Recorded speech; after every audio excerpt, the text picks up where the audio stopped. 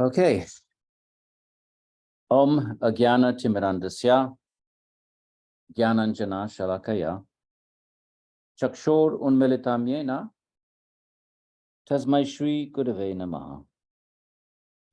Namo Om Vishnu Padaya Krishna Prasthaya Bhutale Shimate Bhaktivedanta Swaminiti Namine. Namaste Saraswati Deve Gaudavani Pachadine Nirvishesha Shunyavadi Pashatya Deshatarine. Akanda Mandalakaram Yena Vyaptum Characharam Tat Padam Darshitam Yena Tasmai Shri Gurave Namaha. Sri Krishna Chaitanya Prabhu Nityananda Sri Advaita Gadadhara Shivasari Gaura Bhakta Vrinda.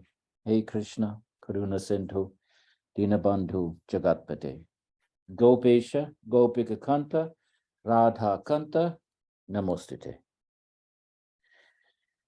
Tapta Kanchana Gaurange Radhe Vrindavaneshwari Vrishabhanu Sute Devi Pranamami Hare Priya. Prayer to Srimati Radharani, who is the supreme controller, even though Krishna thinks he's the controller and all the scriptures say Krishna is the controller, but really Radharani controls Krishna, so who controls it? So who is the ultimate controller then? It's Radharani. Apavitra, at least in the Vrindavan tradition.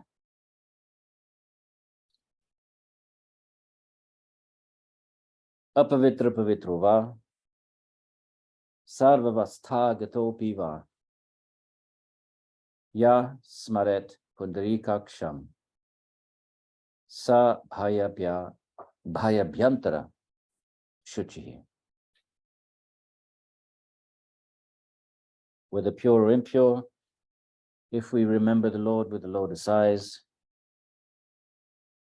apavitra, in whatever state we find ourselves in, if we remember the Lord with lotus eyes, sa bhayabhyantara shuchihi, we become pure inside and outside, as long as we can keep that Lord with the lotus eyes fixed in our minds, in the form of mantra, in the form of these stories, in the form of our deity, perhaps whatever our Ishtadevata deity is.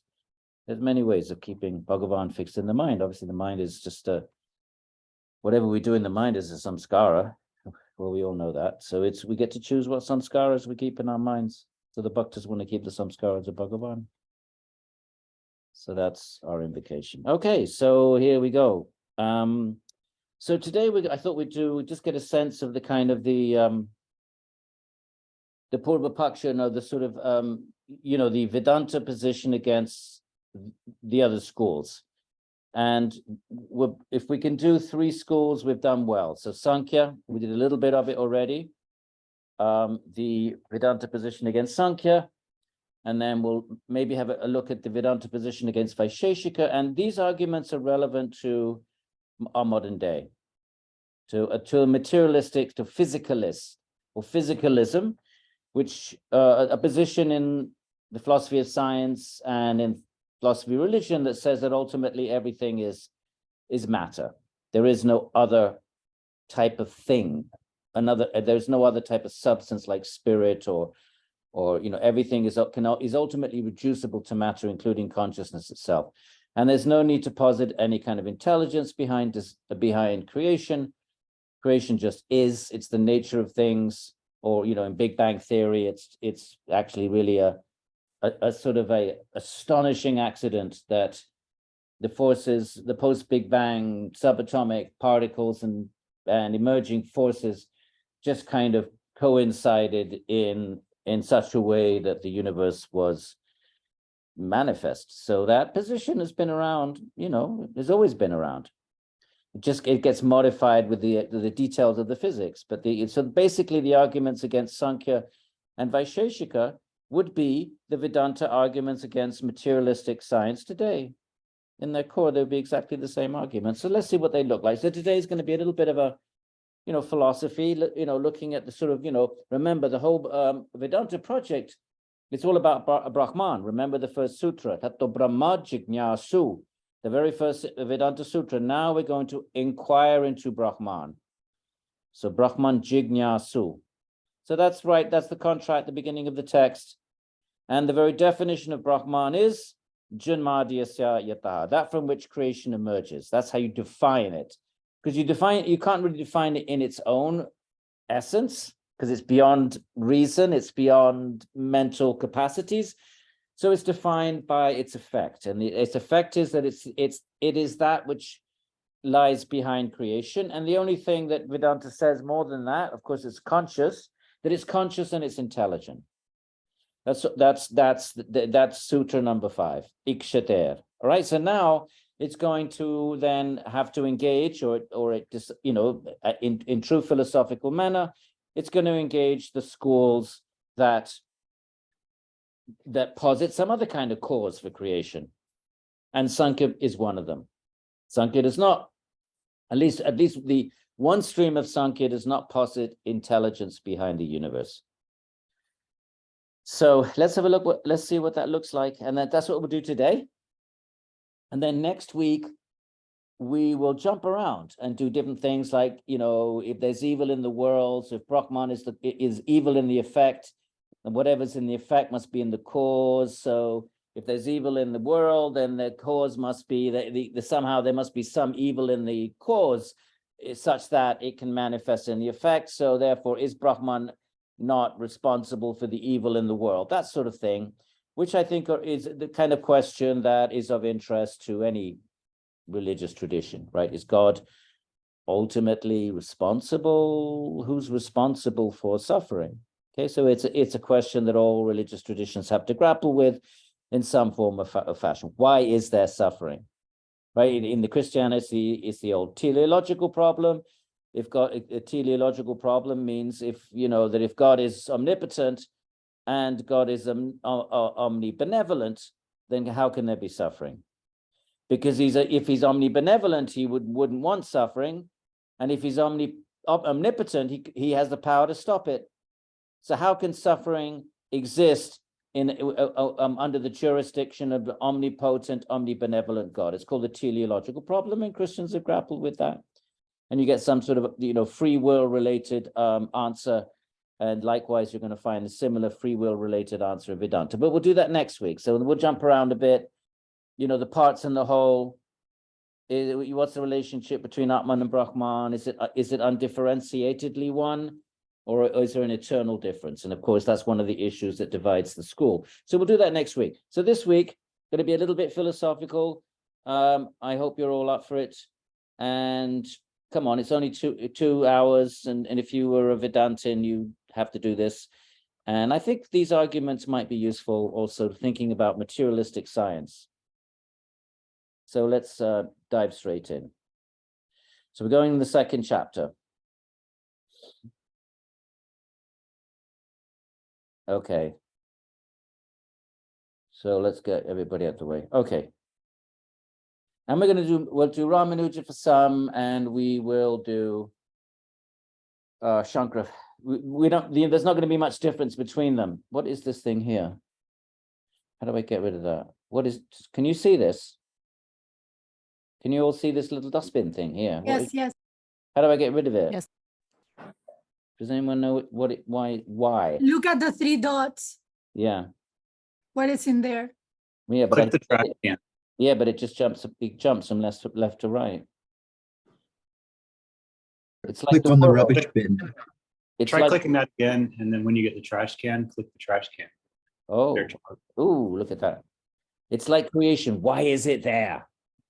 Okay, now, so we're in the second chapter, and the second adhyaya, the second part of the second chapter, which deals with refutation of other schools. Right. So we start with Sankhya. Now, Sankhya says that Prakriti can be inferred. So Prakriti is often called the inferred one. And that which is inferred, and Pradhana is just another word for Prakriti. Right? So, and that which is inferred means that, that there must be some primordial something from which all variegated creation emerges. So I guess nowadays in physics, there are those who are looking for some kind of ultimate truth, like now they're talking about strings. Are really strings? Could they be the ultimate substratum of all reality? But anyway, if you keep going down that path, what do you end up with? The process of, do you end up, so Sankhya would say you end up with a prakriti, they call it pradhana, a primordial, a matrix from which everything material emerges. It's the three gunas essentially, and it's called that which is inferred. Remember, the Vedanta is going to differ from Sankhya only insofar as Vedanta is going to insist there must be intelligence, there must be a Brahman, also known as Ishvara, behind the categories of Sankhya. They don't reject the metaphysics of Sankhya. What they reject is Sankhya is the atheistic Sankhya, the Sankhya that says it's only Prakriti and Purusha and nothing else, no Ishvara. Right. So that which is inferred, the pradhana, okay, make a note of this because the pradhana is going to be used instead of Prakriti. It's just a synonym. There's a tiny difference we don't need to worry about. The pradhana of the Sankhyas can not be the first cause because it is not possible for inert pradhana to create, also on account of the impossibility of such a tendency to create. So the Vedanta is going to say, why would inert Prakriti suddenly create? If they'd known about Big Bang, they would say, whatever that primordial moment was, whatever that infinitesimally dense point moment was that subsequently exploded, how can it just explode by itself? Why did it explode at that particular point in time? If the explosive tendency was within it, well, why would it be exploding all the time? What triggered it at that particular instant? It itself cannot be the cause of its own trigger because it's not intelligent. So they would have this argument against Sankhya would be completely and utterly, with a little bit of tweaking, you would direct it against any kind of materialistic Big Bang cosmology that does not accept a God or an intelligence behind the creation, any kind of creation, whether it's Big Bang creation or any other kind of creation. All right. One participant can share. What happened to my sharing ability? If I hit screen share, oh dear, one part, I have no idea what I just did. If I hit the screen share, my option is one participant can share at a time or multiple participants. How do I get back to my text? Just hit the one, you just hit the one and that should take you there. Oh, it doesn't though. I just did that. Now we're not doing anything. Does anyone have a suggestion? I don't know what I just did to make it do that. Screen share. Oh, I was sitting on the arrow. Right. In the world, right, let's look at the argument by Ramanuja. Oh no, this again. I must have done something. Oh, I must have done something. In this world, we see the inert things, right? That would be called achit. Remember this chit and achit, you've heard of Satchit Ananda. So that the opposite of chit is achit, and that's inert. It has no life, it has no consciousness.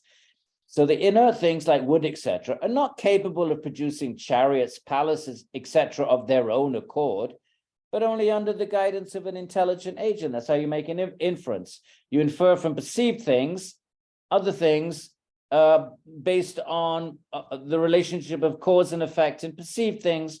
So in our perception, we don't see bits of wood just fly together. I think a modern example of this was one of the theistic scientists who said the jumbo jet, it's not like if a hurricane just comes along and assembles all the electric components and all the bits and pieces that go into making a jumbo jet. They don't just self-assemble. Even if a hurricane went through a factory, it wouldn't just self-assemble. A jumbo jet, so similar to their analogy instead of a jumbo jet is chariots, palaces. They don't just self-assemble of their own accord, but only under the guidance of an intelligent agent.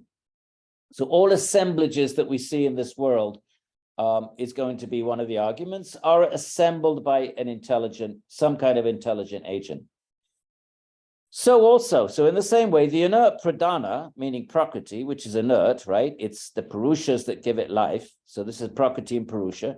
The inert, achit, also known as achit, pradhana, by itself, without the guidance of an intelligent agent, cannot be the cause of this world of manifoldness so well designed This world is so incredibly, intricately, amazingly, and of course we know a lot more about its astonishing, miraculous nature than they did, but it cannot just be, it cannot just self-assemble by atoms bumping into each other, even over the course of 8 billion years or 14 billion years, right?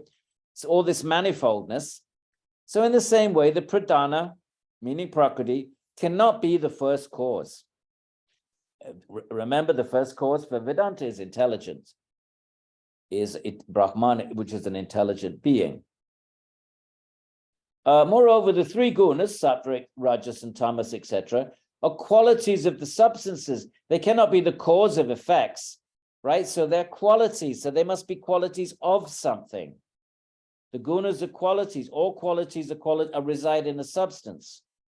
So like if we say qualities like color or texture or roughness or shape, they're not like Plato's ideals floating about in some realm of ideals. They're only instantiated in things. There's no redness other than redness in something, like a red car or a red shirt. So qualities like color and shape, you don't have shape. Something has to have a shape. So shape has to, the quality of shape or form has to inhere in a substance, right? So therefore they're saying, well, the gunas, the qualities, they have to belong to a substance. What's the substance? And of course, the substance being Bhagavan, these are Shaktis. But Vedanta, Prakriti is a Shakti, like Krishna says in the Gita, Devi hi esha guna mai mama maya. This Maya is it's my Maya, it's my Shakti, the three gunas. So you can't just have three gunas. Qualities cannot just exist by themselves. They always have to exist in a substance. So that's this argument here, the second argument. So the pradhana cannot be the first cause. Second reason, that the three gunas, sattva, etc., are qualities of the substances, and they cannot be the cause of effects. Just, even as qualities like whiteness do not produce any effects. Whiteness has to inhere in a substance. It cannot produce an effect like a white, car. The quality has to exist in a substance. They belong to the substances like the earth, etc., as their attributes, and are not present in the effects as the quality isn't the substance. All right, let's skip that. We're not going to get much mileage out of that. Again, meaning another argument now. Okay, first of all, matter doesn't self-assemble. Then there's don't worry about the guna argument. Gunas are qualities, and therefore they must be qualities of something. And of course, in Vedanta, the qualities of Brahman, they're the qualities of Bhagavan, as Krishna says very clearly in the Gita. Now, again, another argument: the tendency to create. In other words, the three gunas, right, prior to creation. Remember, creation is cyclical. So you have creation, but then there's dissolution. There's a period of dissolution that lasts 8 billion years, where the gunas are just in a state of equitension. Equitension means that the creative potential of rajas is really the creative, the instigator, that's been neutralized by tamas. So the three gunas are in a complete state of quiescence. Nothing is stirring. It's like the Rig Veda. In the beginning, there was just the water, kind of similar to Genesis in a strange sort of way. And now we're going to get into this problem again. No, we're not. I know what to do now. Okay, so, right. So now the tendency to create, meaning to what's going to stir. If they'd known about Big Bang, they would say, what is that tendency? What was it that caused that tendency, that whatever it was, to bang, create, to bang? So the initial disturbance of the equilibrium of the gunas, right? Sankhya posit the gunas. So therefore they're talking about Sankhya. What disturbed the gunas? But you could direct exactly the same argument to Big Bang. That infinitesimally dense moment, what disturbed it? That it banged. First of all, what was it? That's totally incomprehensible what it is, because it's prior to space and time. But let's just go with some notion of an infinitely dense monad, some all reality is compacted, or what is to become reality, the universe, is compacted into this infinitesimally dense entity, right? That's what you have to believe if you believe in big bangs, right? So then the question is, well, what caused it to bang? How long it had been there? Of course, scientists will say, well, we can't talk about time because time only begins after Big Bang. Well, that's kind of like wriggling out of it a little bit. The question is, why did it suddenly bang, that infinitesimally dense thing? What caused it? If the trigger, again, I'm going to repeat myself, if the trigger is internal to it, it would always be banging. And so Vedanta is going to say it has to be external to it. And the same argument here. The tendency to create the initial disturbance of the equilibrium of the gunas, which causes them to combine in various ways. Just like scientists would say, the atoms and forces combine in various ways, and slowly you get your first chemicals, and you get your first, whatever it is, substances, and then, molecules, and blah, blah, blah, blah. And across 14 billion years, bada boom, here's our world, right? So they but the same argument. What causes them to combine in various ways? What causes the equilibrium of they're talking about gunas, you might as well talk about the Big Bang, that dense entity, that equilibrium. It must have been in some state of equilibrium before it banged. So do you see what I mean when I say it's the same argument can be redirected? It isn't possible without the guidance of an intelligent principle or agent. That's the Vedanta position. And that's the position of any theist today, including theistic scientists. You might call it intelligent design or some such thing. Therefore, pradhana cannot be the first cause. There must be something higher and beyond it. Okay, right. So let's see where else. What else has he got? If it be said that the pradhana spontaneously undergoes modification, right? Oh, the Sankhya would say we don't need an intelligent cause. It just happens like milk and water, right? So what is the argument? The Sankhya say that just as milk turns into curds, so you just leave milk out and just spontaneously in a few days it will ferment and it will become curds, right? They're what they call curds, that the solids will separate. That's basically paneer. So, so just as milk turns into curds and rainwater into various kinds of juices of their own accord, I'm not quite sure what they're saying here. Juices meaning what? I don't know. How does rainwater turn into juices? Maybe through fruits? I don't know. It doesn't matter. But just as milk spontaneously becomes curd without the agency of an intelligent principle, so say Sankhya, they give a metaphor, they give an example, or we have an example in our empirical frame of reference, but where we can see that things just change, modify by themselves. Another one is actually fruit juice just ferments naturally into alcohol. You don't need suppository intelligence. Interfera. So that's the position of Sankhya. So in the same way, the pradhana, remember that's Prakriti, the three gunas, whose essential nature is to change. Its nature is to change. That's just the way it is. Material things just have natures, right? The nature of fire is to burn. It just is. That's just, you want to say God is. Well, we Sankhya folks say, well, nature is a certain way. Why, if you can say God is, why can't we say matter is? What have you gained by saying there is a God who is? What have you gained over we Sankhyans who say, well, matter just is, and it has its nature, just like you theists say that God has his nature. So that's the Sankhya argument. And what is that nature? Its essential nature is to change, undergo modification of its own accord. It just, the gunas just interact and matter emerges and creation emerges from this, just the nature of things. Okay, so this, again, you can hear echoes of modern materialistic metaphysics here. The sutra refutes this view. Remember, you always have the opposing point of view, the Purva Paksha. And how does it refute it? Well, even there, in the cases cited above, namely the cases of milk and water, it is directed by an intelligent being. All right, then, okay, well, let's forget that argument. That's not, because he's quoting scripture. That's not going to be very useful. They're going to get better arguments coming up. Hang on a sec. Let me just follow along on my book over here. Okay.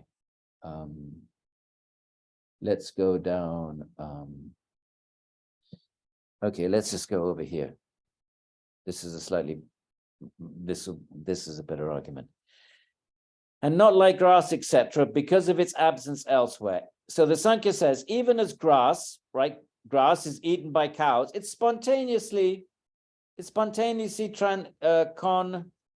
converted into milk.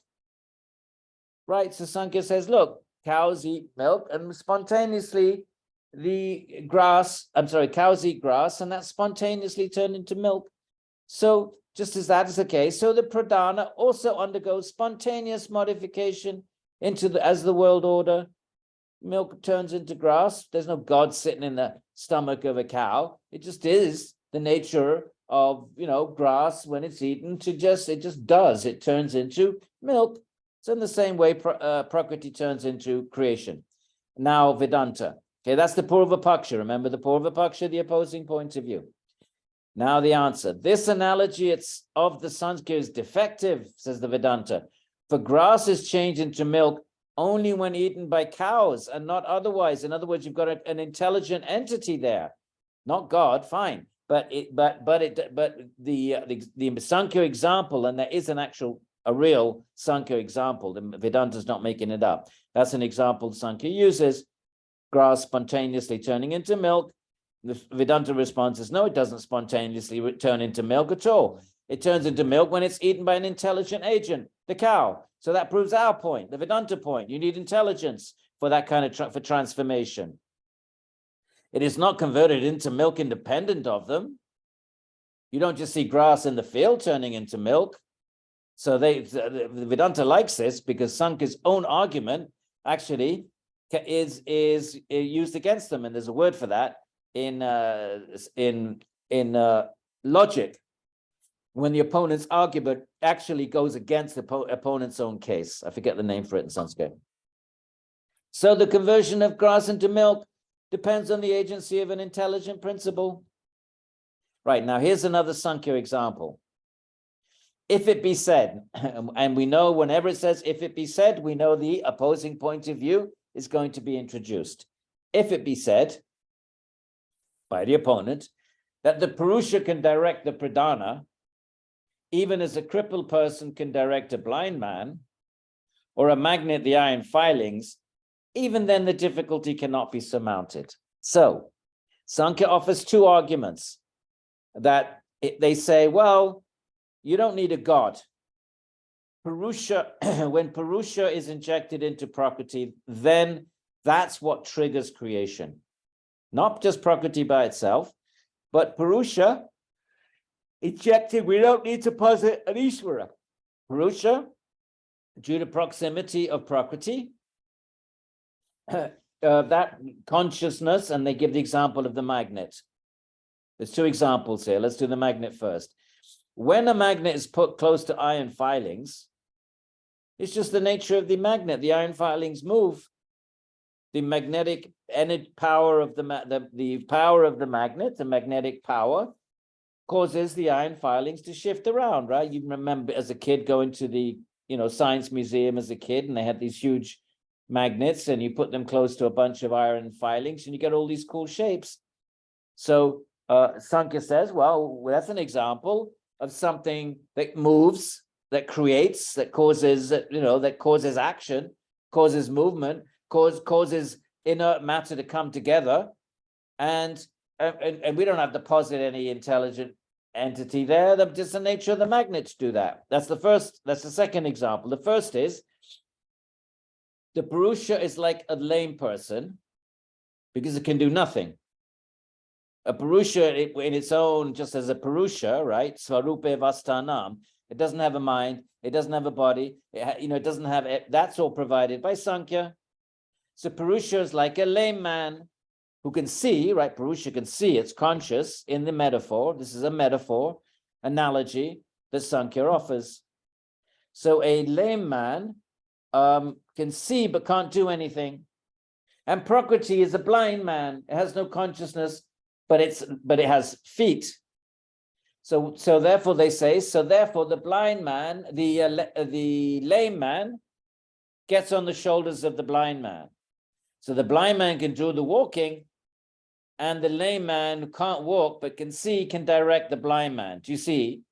So therefore, Purusha, when it enters into Prakriti, well, Purusha can see but can do nothing. Prakriti can do stuff but has no guidance, is blind. So when the two come together, creation takes place. That's the Sankhya view. Now, let's see, is everybody okay? Are you following along? You just follow along. Don't worry if you don't get everything. It's just, we're just getting a little bit of an idea of kind of argumentation and the debates between the schools, because they did debate. And that's what makes, that's what makes any culture intellectually rich, when it sort of engages with other points of view. There was plenty. There's no running away. There was no, there was no dogmatics. You didn't bury your head in the sand. You engaged opposing points of view. So, right, the first opposing point of view is Sankhya.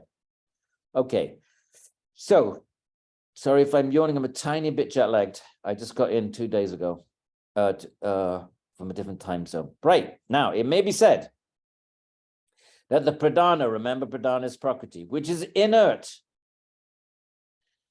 evolves and creates the world due to the mere nearness of the Purusha, right? Just because of Purusha becoming near to Prakriti, you don't remember, the whole point here is Sankhya wants to deny the Ishvara, and Vedanta wants to say you've got to have it. Keep your eye on the ball, my friends. Keep your eye on the ball. There's one ball here. Vedanta says there has to be Ishvara, an intelligence guiding everything. All of these arguments, the same point is being engaged. Vedanta wants there has to be an intelligent Ishvara. Sankhya, at least this particular Sankhya, because there are many different Sankhya schools, but the one that Vedanta is debating here, they say we don't need an Ishvara. It's just the nature of Prakriti. They accept Purusha. They're not materialists. They're atheists. There's a difference.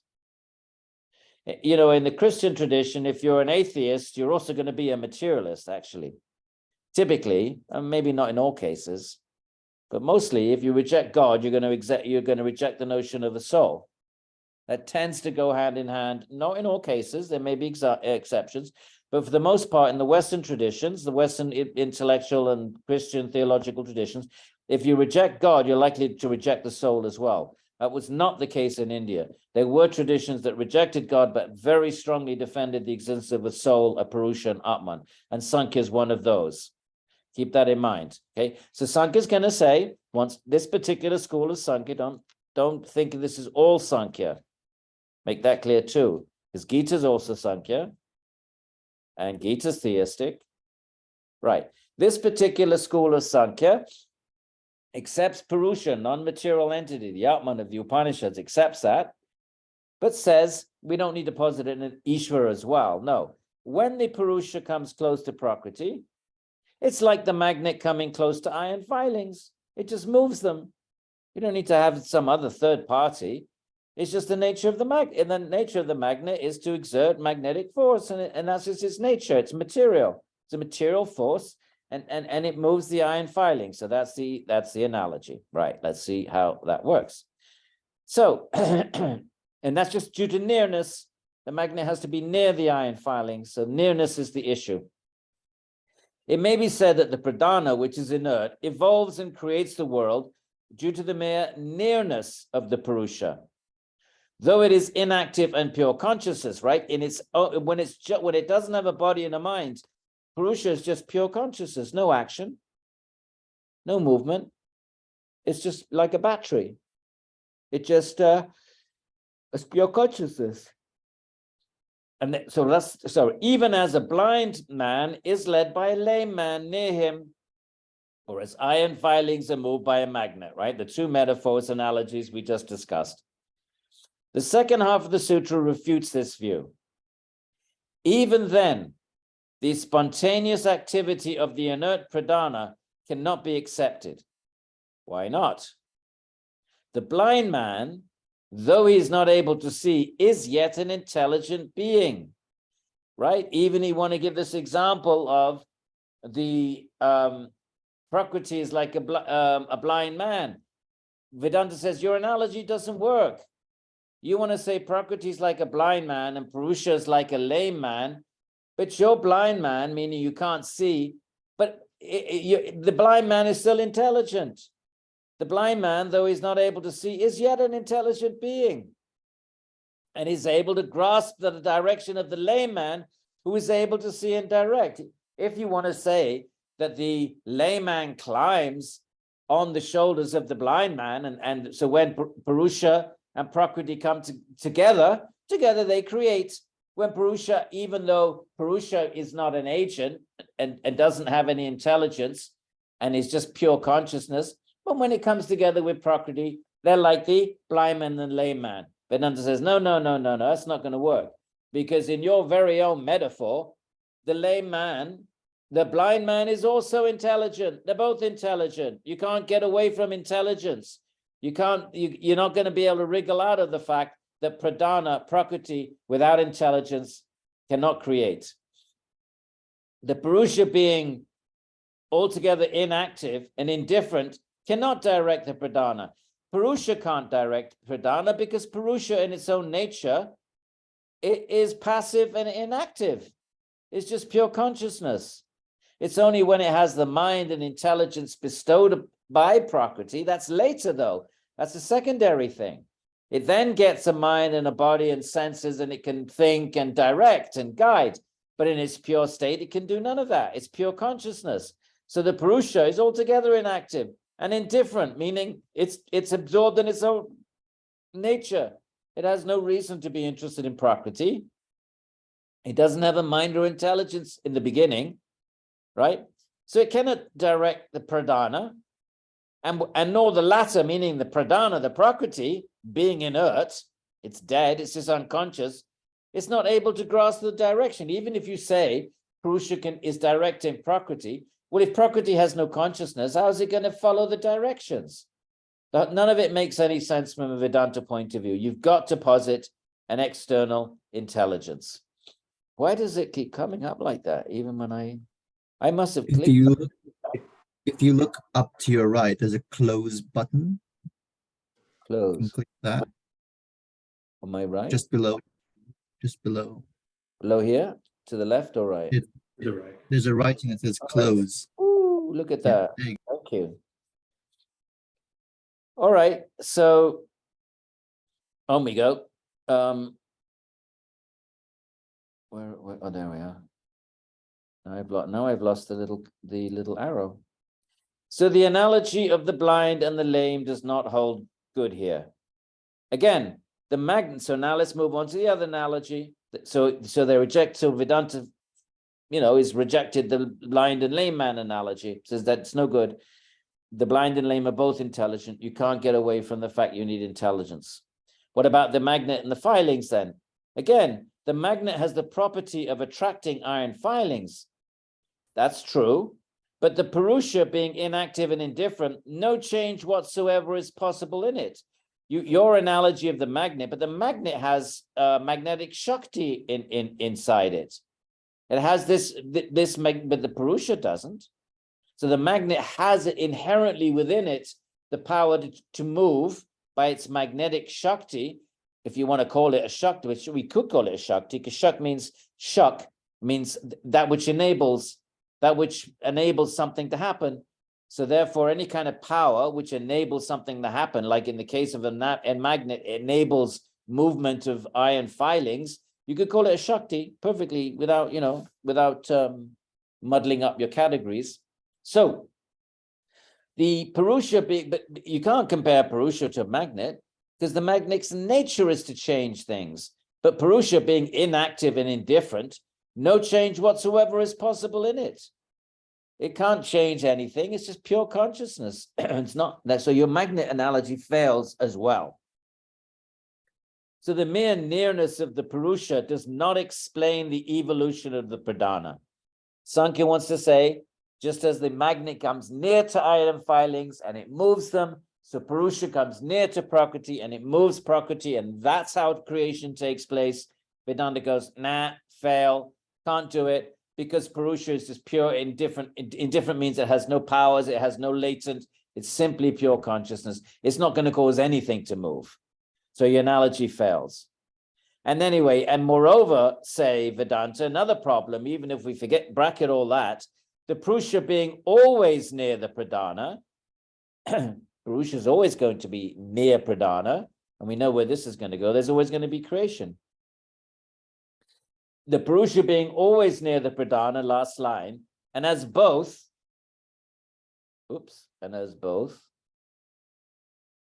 both are all pervading, creation would be eternal and liberation would be impossible.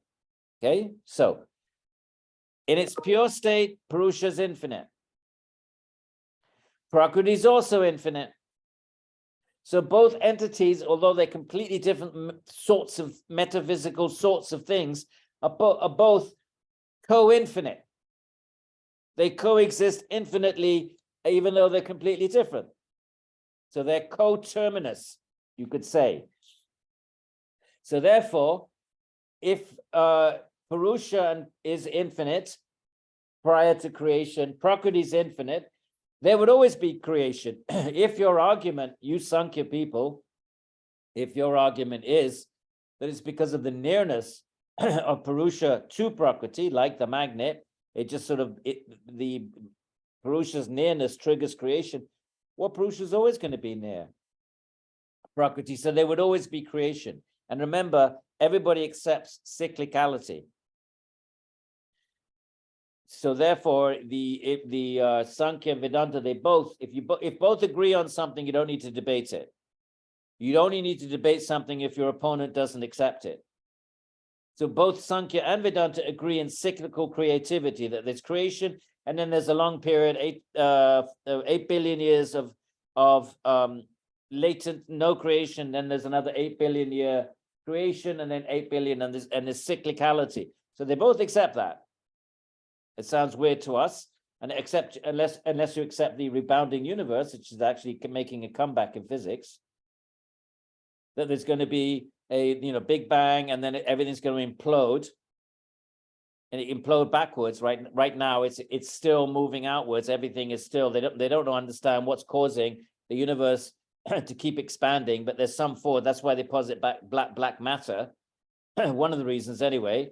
As far as I understand, I'm not a physicist, so do correct me if I say anything wrong here, because that's not my field. You'll drop me a nice email afterwards and put me straight. But something is causing the universe. They found that the universe is right. Hubble found that. Hubble telescope found that actually light is continuing to separate. So that means it's expanding. So therefore, there's one theory that at some point it will just reach whatever it is that's pushing it out, that force, which we now call black matter or dark energy or something like that. It will stop and everything will just go backwards and it will implode. And that will then create another density, the infinitely dense moment, which will then explode again. So that's the rebounding universe. That's sort of not the same, but it's somewhat similar to the notion that is accepted by the Hindu schools, other than Mimamsa, of cyclical creation. So so the argument is, if you're going to say that creation only takes place when Purusha is near Prakriti, well, it's always near, and therefore there would always be creation. There would never be a period of latency or non-creation, and Sankhya accepts this period of latency. So Vedanta is saying, well, you accept it, but your model can't explain it. Your model can't explain how there would ever be latency if you say creation is caused by the proximity of Purusha to Prakriti. Well, they're always proximate because they're both infinite. So they have no choice but to be always proximate, infinitely and eternally. So therefore, there could only be the creation. There would never be latency, but yet you Sankhya yourselves accept latency. So therefore, your model is inadequate to explain it. Whereas we can explain it because we posit an Ishvara, and Ishvara it's Ishvara causes creation and dissolution. Number one. And number two, in the Sankhya model, there'd never be liberation. How would you ever get moksha? Because Purusha would always be approximate, always be coexisting with Prakriti, how would there be moksha, right? So creation will be eternal, first line, and liberation would be impossible if you say that creation takes place because of the proximity of Purusha and Prakriti. If, on the other hand, the soul is eternally free, well, if you say, okay, yep, they both are infinitely coexisting, well, then Purusha's eternally free then. Either it's eternally stuck in samsara, there is no liberation, or it's eternally free, in which case there can be no bondage and release. In that case, we're not in illusion, and we're not trapped in samsara, and we're not trapped in the bodies, and of course we are. So either way, it's the Sankhya position is untenable. Is some of it making a little bit of sense? Yeah, you don't have to, don't worry about, like, you probably forget all this tomorrow morning, but it doesn't matter, just to get a sense of, this kind of rich debate, and that if people believe in Bhagavan, it's not an irrational, it's not just a dumb faith. It's based on very serious engagement with the alternatives. So that's all. It's not that logic, and you got the email about Nyaya Sutras. I'm going to say the same thing if we ever do that workshop. It's not that logic and philosophy will ever prove anything, but they will give a rational, they'll give a rational foundation to belief, and ultimately, yoga is about belief. You believe there's an Atman, and if you're seeking the Atman, and you believe in Bhagavan, if you're seeking Bhagavan in bhakti. So the reason and argument are not going to deliver the Atman to you. You're not going to have an experience of Atman through logic, but they kind of clear the ground. Because after all, don't we have doubts, my friends? Don't you wake up and sometimes and say, well, how the hell do I know there's a God? Not doing a very good job, right, of running the unit. Doesn't it seem like that sometimes? And how the hell what if I'm not a soul? What if I die and it's all over, and that's it, death, it's the end of everything, and I'm missing out on all my Ben and Jerry's trying to do tapas, and there's nothing at the end of it all. I mean, surely we all think we have our moments of doubt, and so we should. It's very healthy, by the way. You really should. You have doubts, knock it all apart and put it all back together again periodically. Why is it that I believe all these things? So, these arguments just remind us, well, what's the alternative? If you didn't believe in an Atman and you didn't believe in God, what would you be believing in then? That matter can just self-assemble? So these arguments, and they kind of just remind us of what the alternatives are. And they remind us that, why is it that we believe in a God? Why is it that we believe in an Atman? And therefore they just, therefore we can feel like that our practices are rational. I'm going to throw a log on the fire. Okay, and then give me a second.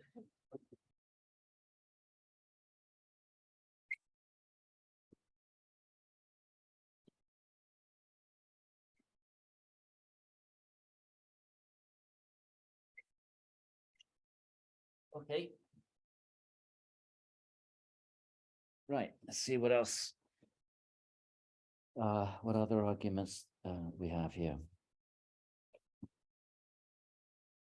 Okay. And I'm just going to check over here. Right, now, 6.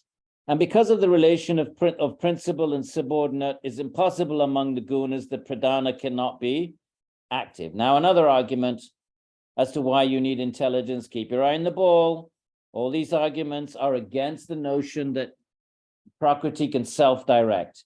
And certainly Purusha can't be the cause for the reasons that couple of reasons that we just looked at. It's just passive, pure consciousness. It has no Shakti. It's simply immersed in its own nature. It has no Shakti to cause creation. Now, creation results, all right, we're on 6, page 246. Creation results from a certain relation of the gunas as principal and subordinate. which means this relative superiority of one or other of the gunas over the other two. Right. In other words, to create, rajas has to be active. You're stirring it. So, for example, in color, you have, red, yellow, and blue. And if you want to create color, well, one of those has to be dominant. So you mix blue, yellow, and red. But, one of them has to be dominant to create a specific color, something like that. So there has to be one of the gunas has to. So, for example, in metal, tamas is dominating over rajas and tamas, because metal is very thick and heavy and tamasic. Whereas fire, obviously, rajas is predominant in fire. And in mind stuff, chitta stuff, sattva is more predominant because it could cognize and so forth. So one of the gunas is prominent. Water is going to be, I don't know what's prominent, mixture of rajas and tamas, I suppose, and so forth. Right, now, before creation, however, the three gunas are in a state of equilibrium, none being superior to the rest. That's what the period, the pralaya it's called, prior to creation, the gunas are in a state of equilibrium. That means none of them is dominant, because one of them were dominant, then there would be some creative, something would emerge. So hence creation would be impossible. Who is going to activate the gunas? Who's going to trigger them? Who's going to kickstart them? Who's going to make, if they've been latent for 8 billion years, my friends, 8 billion years, why would suddenly one of them jump into action if they're not intelligent? They're not intelligent. What's that trigger going to be? Why does that trigger go off after 8 billion years? Why didn't it go after 7 billion or after 1 day or 1 minute? What causes them to suddenly agitate? This is the big argument. There must be an outside agent. They would say, again, I'm repeating myself, it doesn't matter. They would say the same thing about Big Bang. Why did it bang right then? What caused it to bang? If it was if it was infinitely dense, so all matter compacted into an infinitesimal point, why did it just bang then? And not some other time. Okay, so that's that argument. Let's have a look at 7.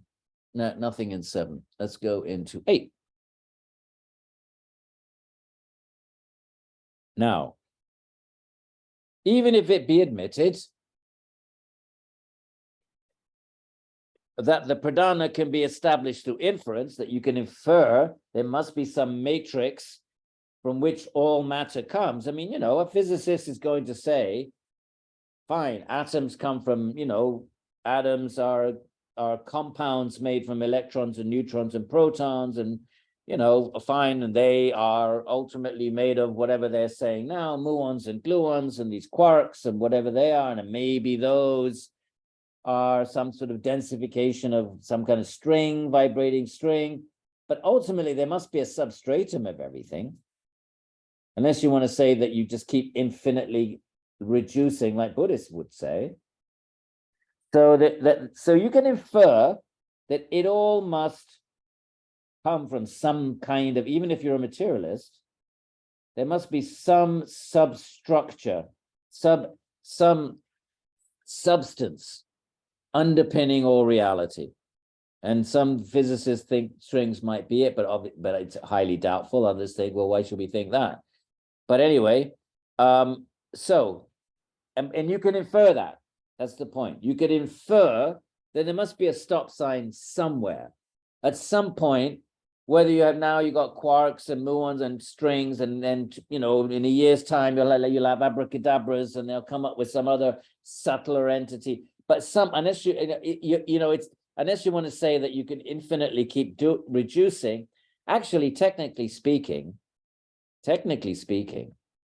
how would you ever know you had arrived at the final substratum of everything? How would you know that? Newton thought the atom was that the indivisible final ultimate entity, and then he was, then they was proved wrong.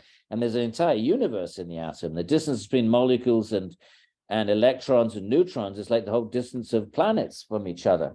So even if science discovered, they came, okay, now they could talk about strings, but let's say, they come up, finally, everybody, they come up with some other type of physical entity, and they say, this is it. This is the foundation of all reality. How would you know that? How would you know that you couldn't, that itself might, in some future scientific generation, might be proven to, you could reduce it to some finer entity still. You would never actually know that. But anyway, that's sort of the point here. Let's see what the point is here. Okay, 8. Even if it be admitted that the pradhana can be established through inference, that through inference you could say there must be a substructure of everything. Yet, the Sankhya theory, what about the Sankhya theory? Cannot be accepted. Why? Because of the absence of any purpose. Here there's a whole other argument now.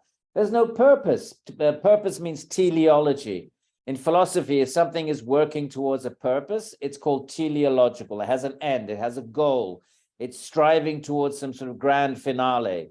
It's striving towards a purpose. So even admitting, so Vedanta says, all right, let's, for argument's sake, even admitting that the pradhana can be established through inference, that yes, you can establish there must be this ultimate substratum, which Sankhya calls prakriti, which consists of the 3 gunas. Stop sign. You cannot reduce them to anything. Then if the 3 gunas are not reducible to any subtler, finer entities. And Sankhya offer arguments, so, that ultimately there has to be some kind of stop sign. And for them, it's the 3 gunas. And they have arguments why it's the 3 gunas. Not particularly convincing arguments as far as I've looked at them. Doesn't matter. So admitting that the pradhana, you can establish it by inference, yet because of the absence of any purpose to be served by it, what's the point? What purpose? It's dead, it's inanimate. What purpose does pradhana have? So because it has no purpose, then pradhana should not be inferred. According to, okay, let's see, I'm not sure this is a great argument, but let's see what you think. According to the Sankhya's, Prakriti serves the ends of the soul, right? Why is Prakriti there? Remember Patanjali? Why is it there? Bhoga pavargarte su? Yes? Remember that? 218 or something like that? Where you have, right, what is the scene? It is Prakasha, Kriya, Sthiti, right? That's what it is. And what else is it? It is the senses and the sense objects. How does he call them? He calls them, he doesn't use Vishaya, he calls them bhutindriyas. That what is Prakriti? It is the sense objects and the instruments through we see them. And then he says, and why is it there? What's its purpose? Bhog apavargarteshu. 218. Why is it there? It'll give you enjoyment or give you liberation. So we have a very similar statement to in Patanjali. Remember, yoga is coming out of Sankhya, except yoga is theistic. It does accept Ishvara. So what they're rebutting now is some other school of Sankhya that is not theistic. Now, so therefore he's saying, according to the Sankhya's, 4th line, why is Prakriti there? Prakriti serves the ends of the soul. What are the ends of the soul? What does the soul need? Experience or liberation, bhoga apavarga. As long as we're in our vidya, we seek, happiness through the body, mind. So we want to try this and we want to try that. We run around samsara, birth after birth after birth after birth, seeking bhoga until we get viveka. And what's viveka? Sarvam dukkam. I can't find any happiness. I can get no satisfaction, right? Mick Jagger, really could have, that was like, that's sutraic. I can get no satisfaction. That could be a sutra that would fit perfectly in Patanjali, because that's basically what Sarvam Dukkam is. So he did one wise thing in his life. So anyway, so it's the ends of the soul. What are the ends of the soul? Experience and liberation, right? So if you want to say that, but the Purusha, which is pure consciousness, It's just pure consciousness. Alone, meaning it's, a solitary entity, an individual. Inactive, and we're talking about in its pure state, before it gets encapsulated in the body-mind mechanisms, karmically bestowed, before it gets its mind and cognitive equipment and senses, right? The Gyanindriyas, the Karmindriyas, which are given by karma, so they could try to enjoy the world. They can try to experience Bhoga, my friends, right? We have these bodies, and we try to find happiness through clunking about the world. We have our senses, we see sense objects, and then we see things, smell things, hear things that are desirable, and then we try to grasp them with our instruments, right? These are all karmic, these are the indriyas, the Gyanindriyas, the Karmindriyas, and we have a chitta that remembers things, or remembers of good things in the past, we'll try and do that again, and the intelligence which guides it. And you have to have an ego. If you didn't have an ego, you wouldn't be able to function. There'd be no sense of self. You wouldn't be able to try to enjoy, because there would be no sense of you. So there'd be no sense of an I trying to enjoy the world. So these are all you can call them instruments, including the mind, but they're also layers of entrapment. They're layers that limit consciousness, restrict it. So anyway, so here we are, trapped in these bodies and minds, trying to find happiness, Bhoga out there, and failing. And what does he say here? Now, when the Purusha doesn't have before creation, remember, this whole argument is about creation, and remember the definition of Brahman in the second sutra, the first chapter, Janmadyasya yataha, Brahman is that from which creation emerges. This whole discussion is all in defense of what Brahman is, that which underpins creation. So that if you're going to be a Vedantin and you don't want to be a fanatic and just go around proclaiming things, if you want to, show yourself that you have arguments to be made to support of your position, then you have to engage opposing points of view, the famous Purva Pakshas. The opposing point of view is Sankhya, right? Sankhya is saying we don't need a intelligent Brahman. Sankhya, Prakriti by itself will do, thank you very much.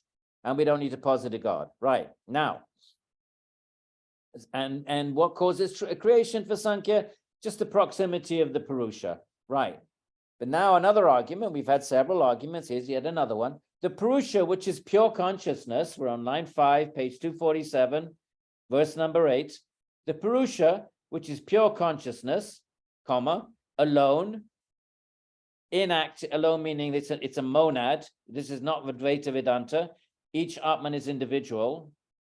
I mean, my friends, can we please stop imposing Neo-Advaita all over the place?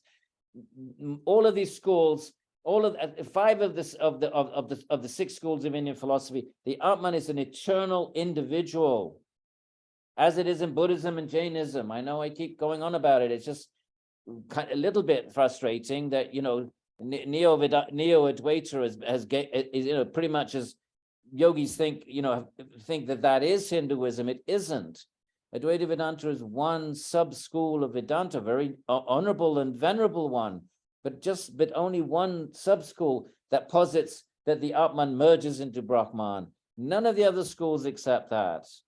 None of the other Vedanta schools accept that, and Sankhya doesn't accept it, Yoga doesn't accept it, Nyaya doesn't accept it, the rationalists don't accept it, and so forth. So, let's just please keep that in mind.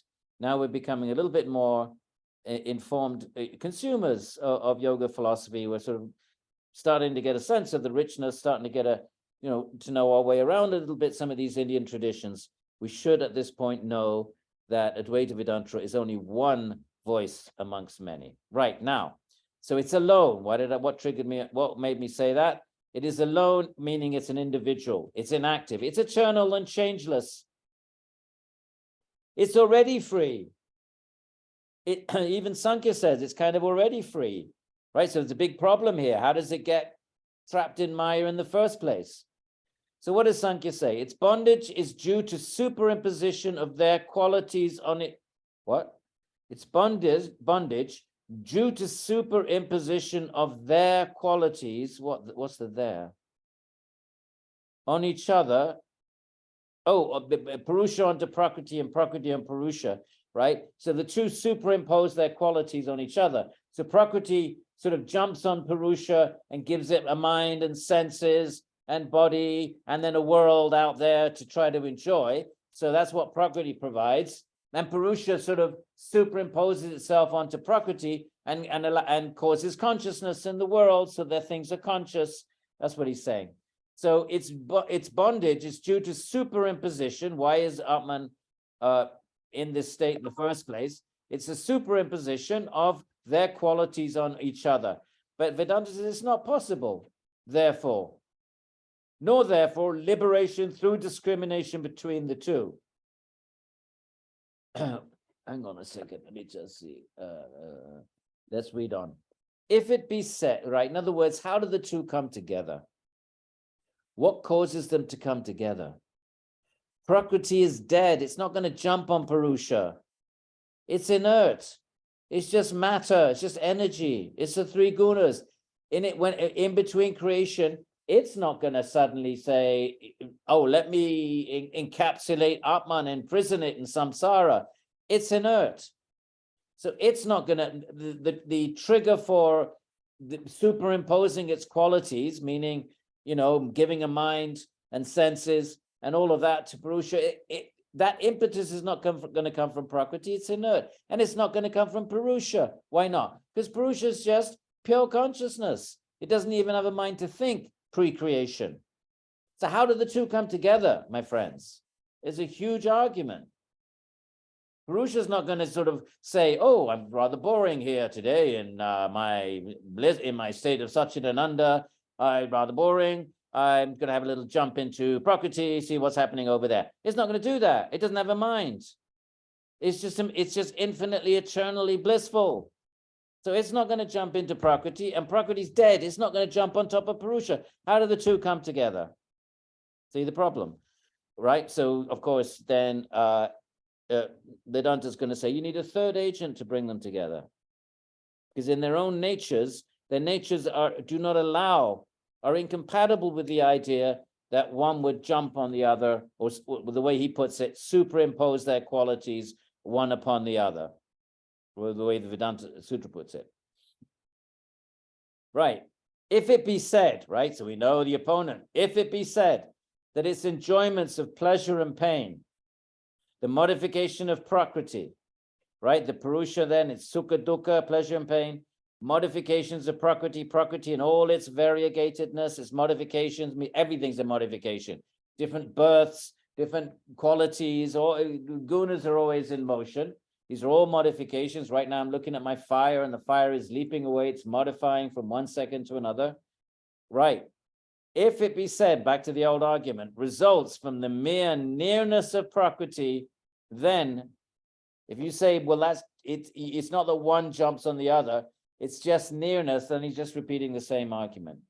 Then as both the soul and Prakriti are eternal and all-pervading, they will be eternally near to each other, and there would be no liberation. If you say they just are, they just happen to be near each other, and that's how the superimposition of the qualities of one onto the other, remember, Prakriti puts its qualities on Purusha in the form of bodies, minds, and world. Purusha puts its qualities into Prakriti by providing consciousness and life, and it just happens because of nearness. Well, if that's the case, says Vedanta, there'd be no liberation then. That would always be the case then. Why would that ever not be the case? Because they are in their own pure nature, both are eternal and all-pervading. Purusha is, when it's liberated, is eternal. It even might be an individual, but it's eternal and all-pervading. And so is Prakriti. So there'd always be, there would never be liberation. That's the argument. All right. And how is he going to wrap it up? How about this? How about this? The Sankhya theory is full of contradictions, and so is untenable. It kind of is, actually. But so is everything. They say that Prakriti is for the enjoyment of another, right? Bhoga the seer and the seen. They say Prakriti is not there for itself because it's dead. So it's for the enjoyment, dead meaning it's unconscious. So it's not an unconscious thing, is not there for itself because it has no consciousness. It can only be there for another. So they say that Prakriti is for the enjoyment of another. And the Purusha is the seer, the enjoyer, and the agent. As Prakriti serves the needs, the ends of the soul, it has a purpose. They say nature evolves, meaning creation takes place, the soul undergoes experience and is released. Again, they say that the soul is only pure consciousness, eternal and changeless, not a seer, enjoyer, or agent. So they do say that as well. The end of the Sankhya Karika is actually the soul has always been liberated. It's a very strange way of ending the Karikas. Therefore, the soul is neither bound nor exerts for release, nor is released. So on the one, they're contradicting themselves, he's saying. On the one hand, they say the soul enjoys. On the other hand, they say it's always released. I think he's going to end up by saying they're just contradicting themselves. Let's have a look. Due to the proximity of the soul, Prakriti, which is inert, superimposes, okay, we're repeating ourselves, but it's good to be when they repeat because it sort of says the same thing, but never quite the same. It's like asana. You're always adding a little tiny difference to the instruction. So let's see what he's saying here.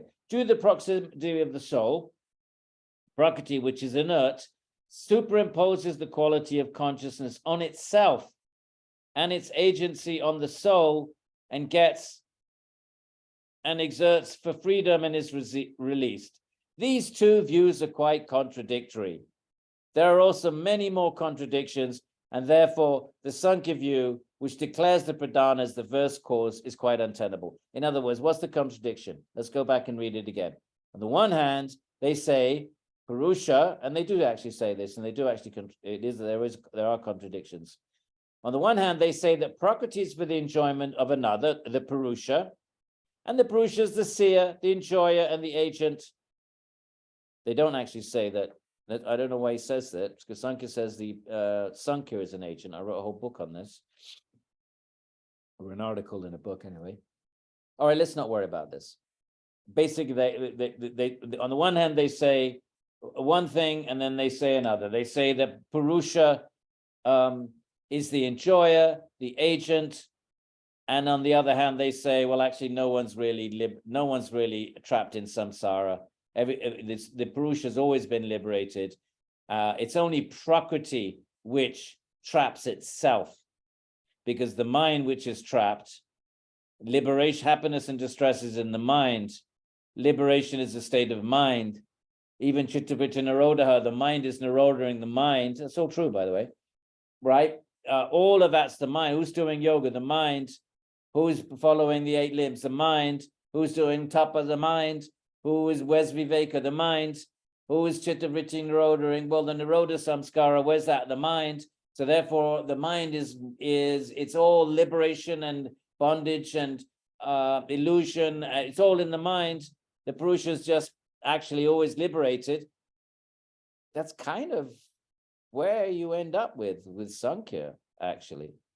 Pure Sankhya is something like that. What is the relationship? Because they say free will is in the mind. So the mind is deciding, I'm going to try to enjoy the world. And then I'm, 1,000 lives later, oh, I'm fed up, sarvam dukkam, I failed. Okay, I am now going to seek liberation. Okay, what do I do? Oh, Chitta-Vritti Nirodha. Okay, Nirodha. It's all in the mind. And the Atman is just the whole time has just been providing consciousness, but a pure, unaffected witness. So it is true. That is the Sankhya position.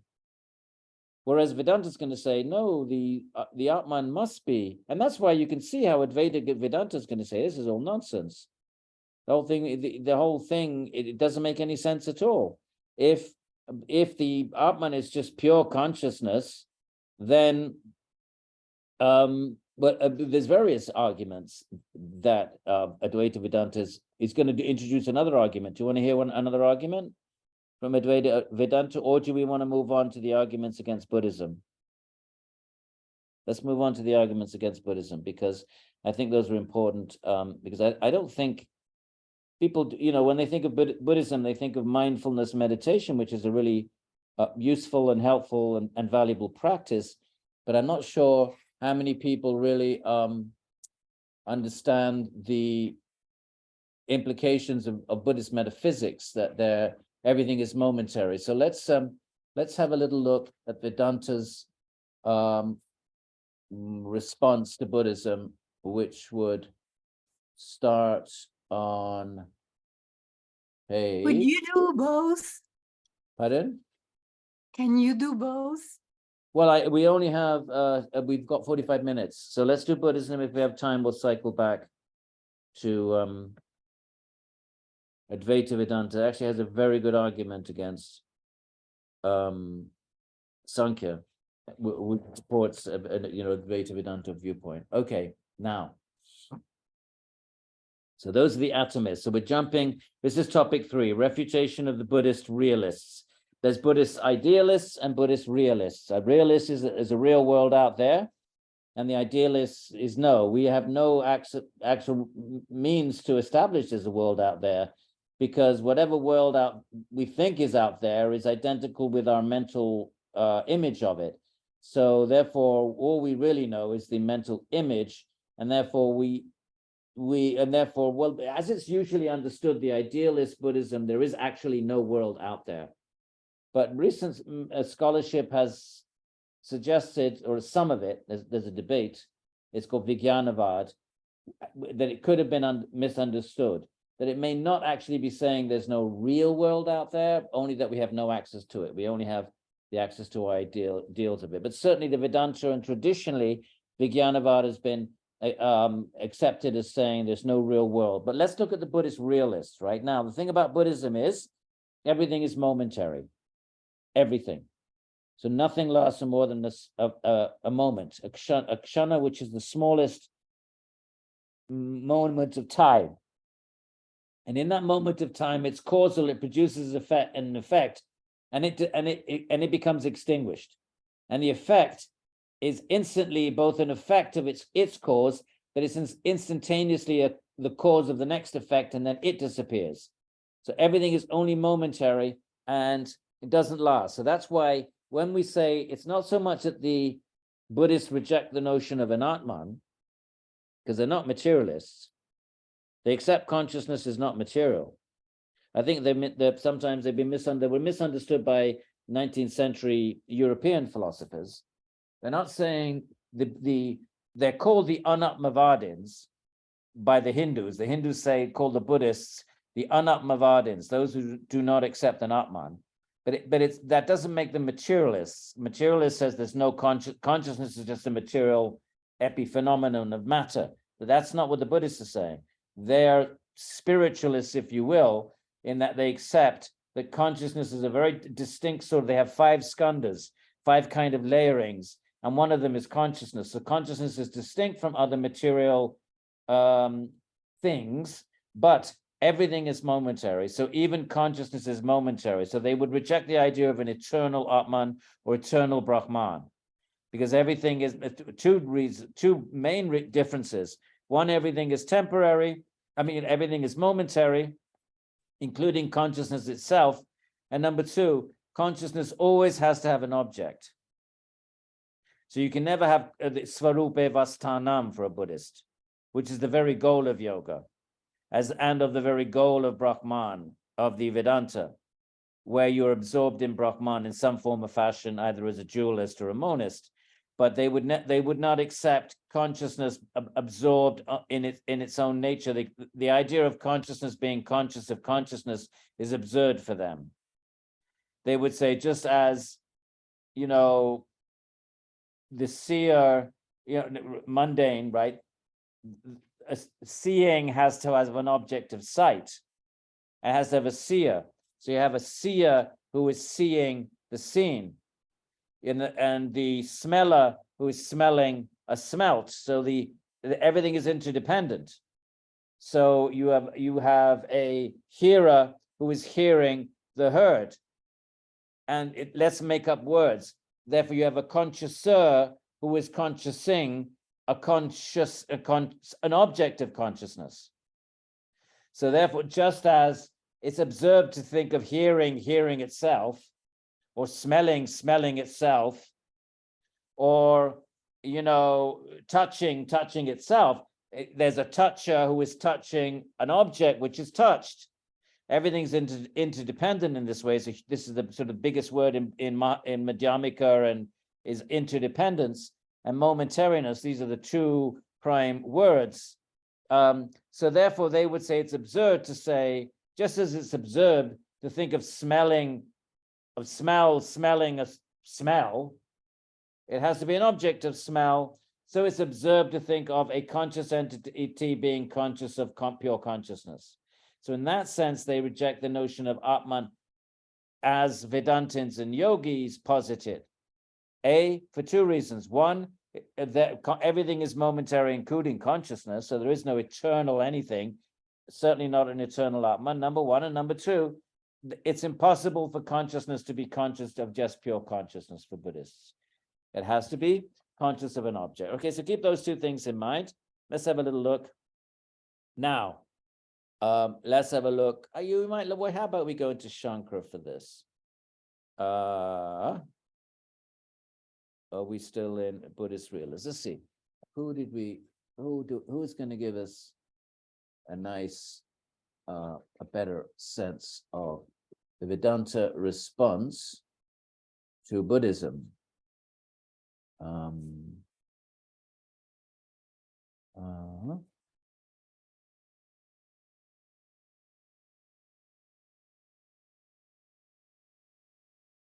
Well, the main argument is, let's have a look at some of the main arguments.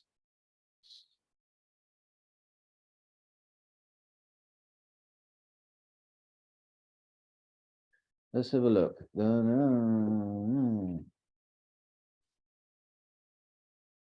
All right, let's look at Ramanuja 17. Right. Now, so they're talking about aggregates.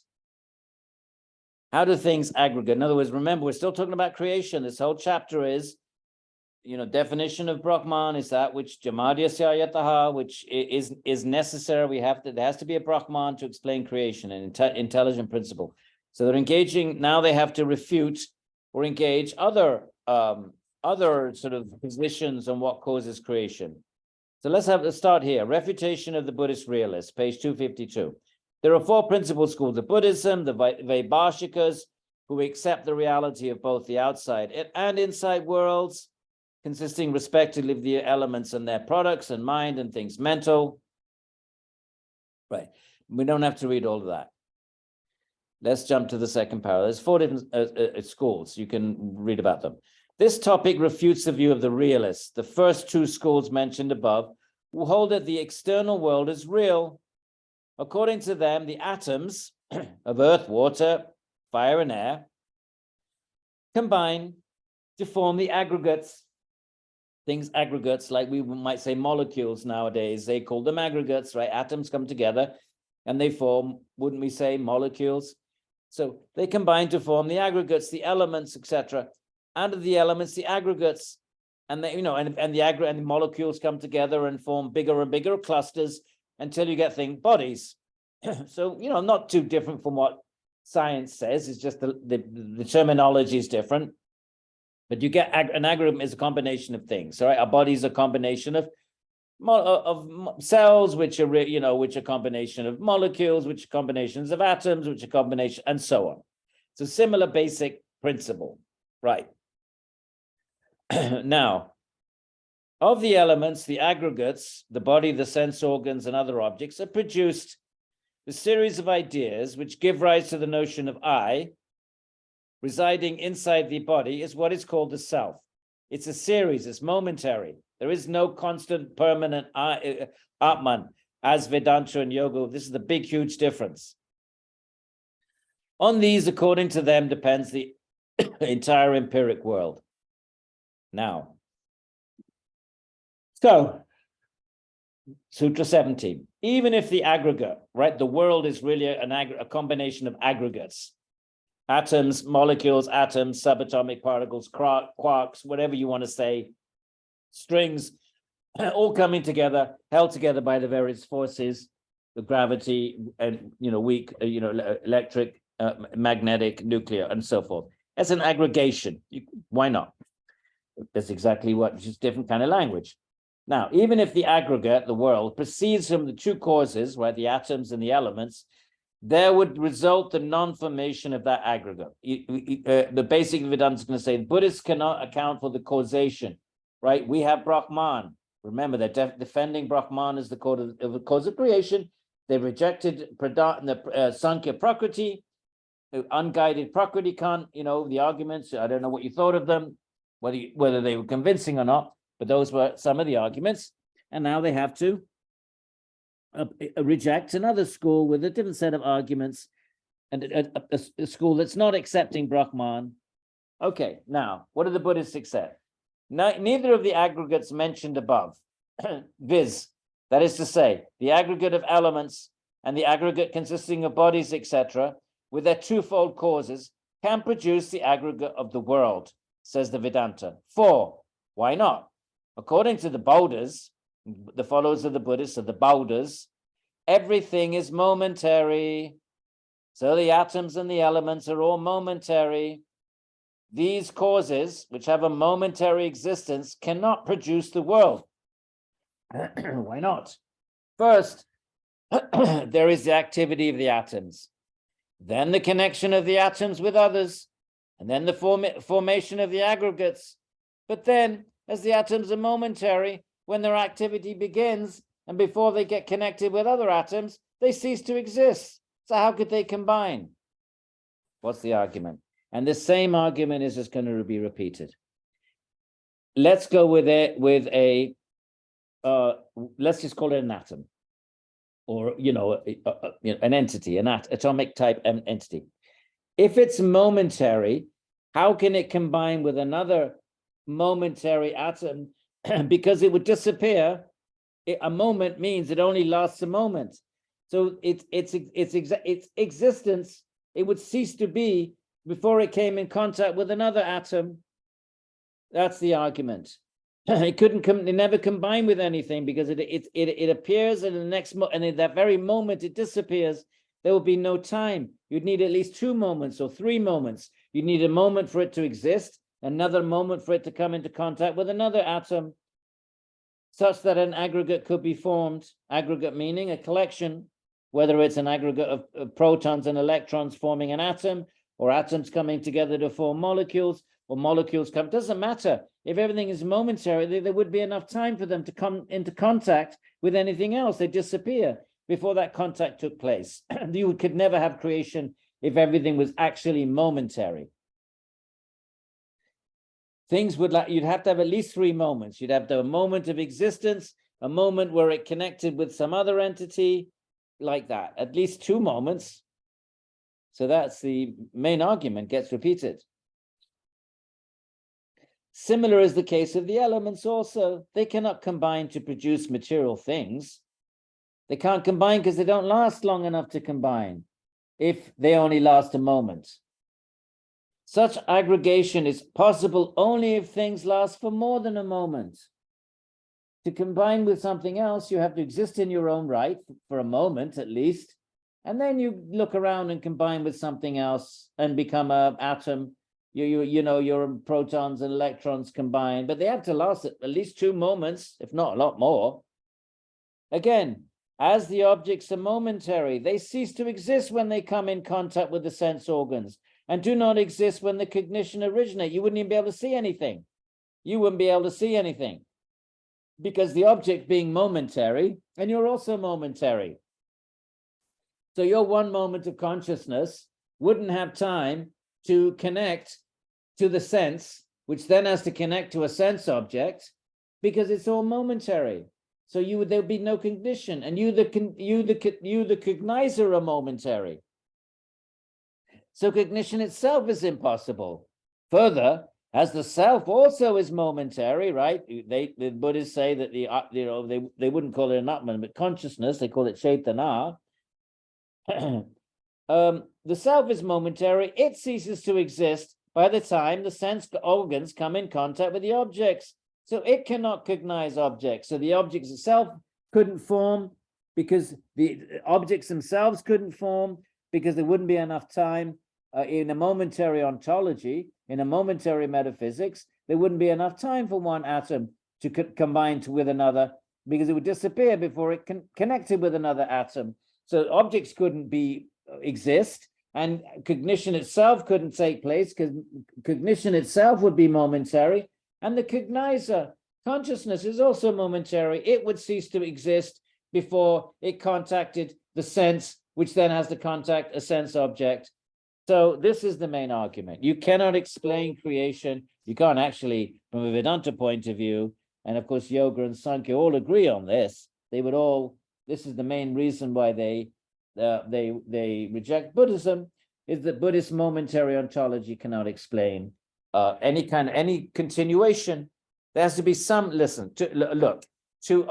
there to be continuity, things have to last for a moment. In Buddhism, every moment is both an effect and a cause.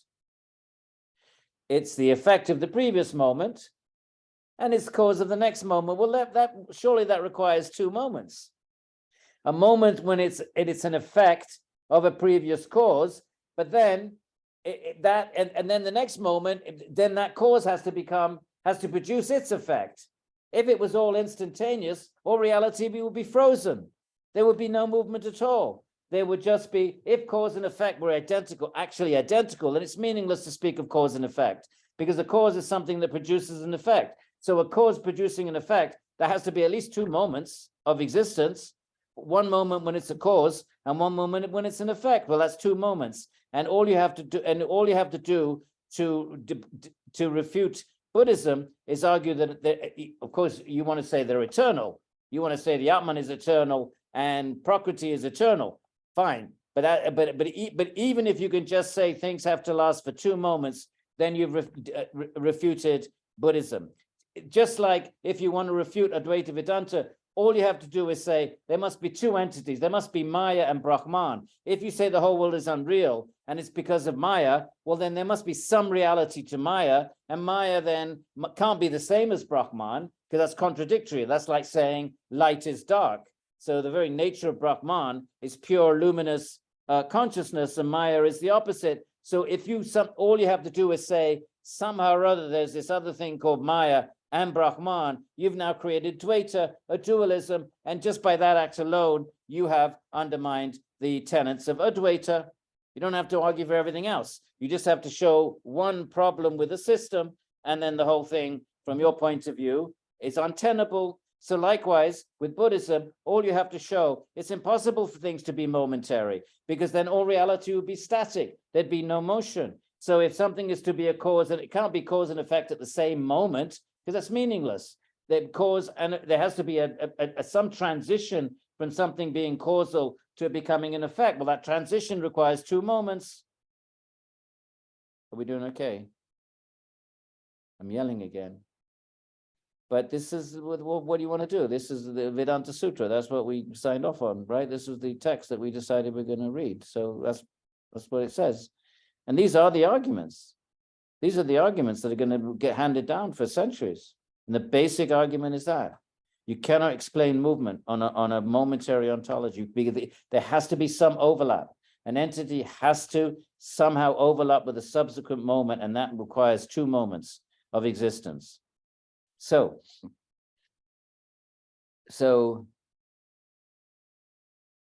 now, if you say, now, let's go to the self. Further, as the self is also momentary, according to Buddhism, it ceases to exist by the time the sense organs come in contact with the objects, right? Because it's momentary, so that by the time that the consciousness hooks into its senses, which then hook onto a sense object, your moment's long gone past.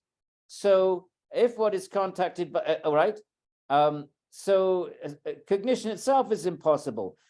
Sorry, I skipped a line. As the self is also momentary, it ceases to exist by the time the sense organs come in contact with the objects. So it cannot cognize objects. It could never, there would be no cognition because a self it only lasts a moment. That's not long enough for it to connect with the senses and the sense object.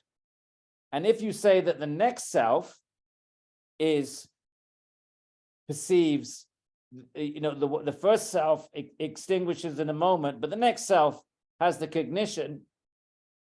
If what is contacted by one self produces cognition in another, then what comes in touch with the senses of A could be cognized by B. If you say that the second moment is the cognizer, right? The first moment expires, while, first of all, it's impossible, but let's just say that, that the next moment has the cognition. Well, that's like saying one person can have the cognition of another person. That's like saying Mr. Patel is looking at a tree. So Mr. Sharma, somehow or other, he's now looking at, he's having that experience of Mr. Patel looking at the tree. You got one person's not going to be conscious of what another person's doing. So therefore, the second moment of, you can't say the second moment of consciousness is the cognizer, but if you say that, then any different instances of consciousness, you could say, well, conscious of what something else was being conscious of. But this is not seen in the world, he says. We don't see that when Mr. Patel is conscious of the tree, suddenly Mr. Sharma is conscious of it. No, we don't see that in the world. Mr. Patel, whatever is Mr. Patel is conscious of, Mr. Sharma is conscious of something else. Do you see the argument? I'm getting a really bad sore throat here. Do we want to take a moment for questions? So a lot of these arguments and against Buddhism are going to revolve around, and memory is the same thing. Let's have a look at the memory argument, because it's probably the one that you're going to run into the most. Let's have a look. Let's have a look at the memory.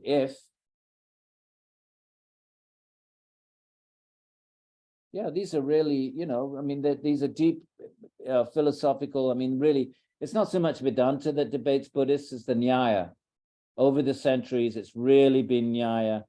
And Nyaya it's beginning to make itself felt now in philosophical circles. But Buddhism, obviously, because there's been kind of pop Buddhism as there's been Neo-Advaita, so that's become sort of popular in the West. And kind of Dalai Lama is cool and all of that. But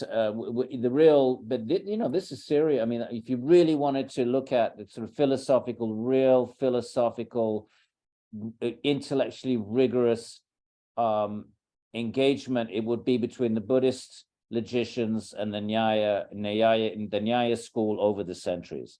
You're really looking for hardcore, logic, reason-based debate. It is between Nyaya. Vedanta has a little bit in this chapter too, but it's really Nyaya and the Buddhists where you're going to find all that. And now let's have a look at the memory argument.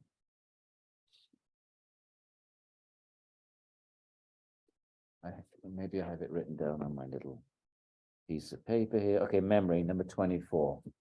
The 24. Okay. And on account of recognition. Maybe this is a little bit more easier. This might be a little bit more easier to engage. And I'm surprised you're all still there. All right, 14. Let's have a look at 14. No, it's not 14. What am I talking about? It must be 24. Give me a second. Ajaya 2. Contra Buddhist memory 24. Right, let's see if this works. 24. And on account of recognition.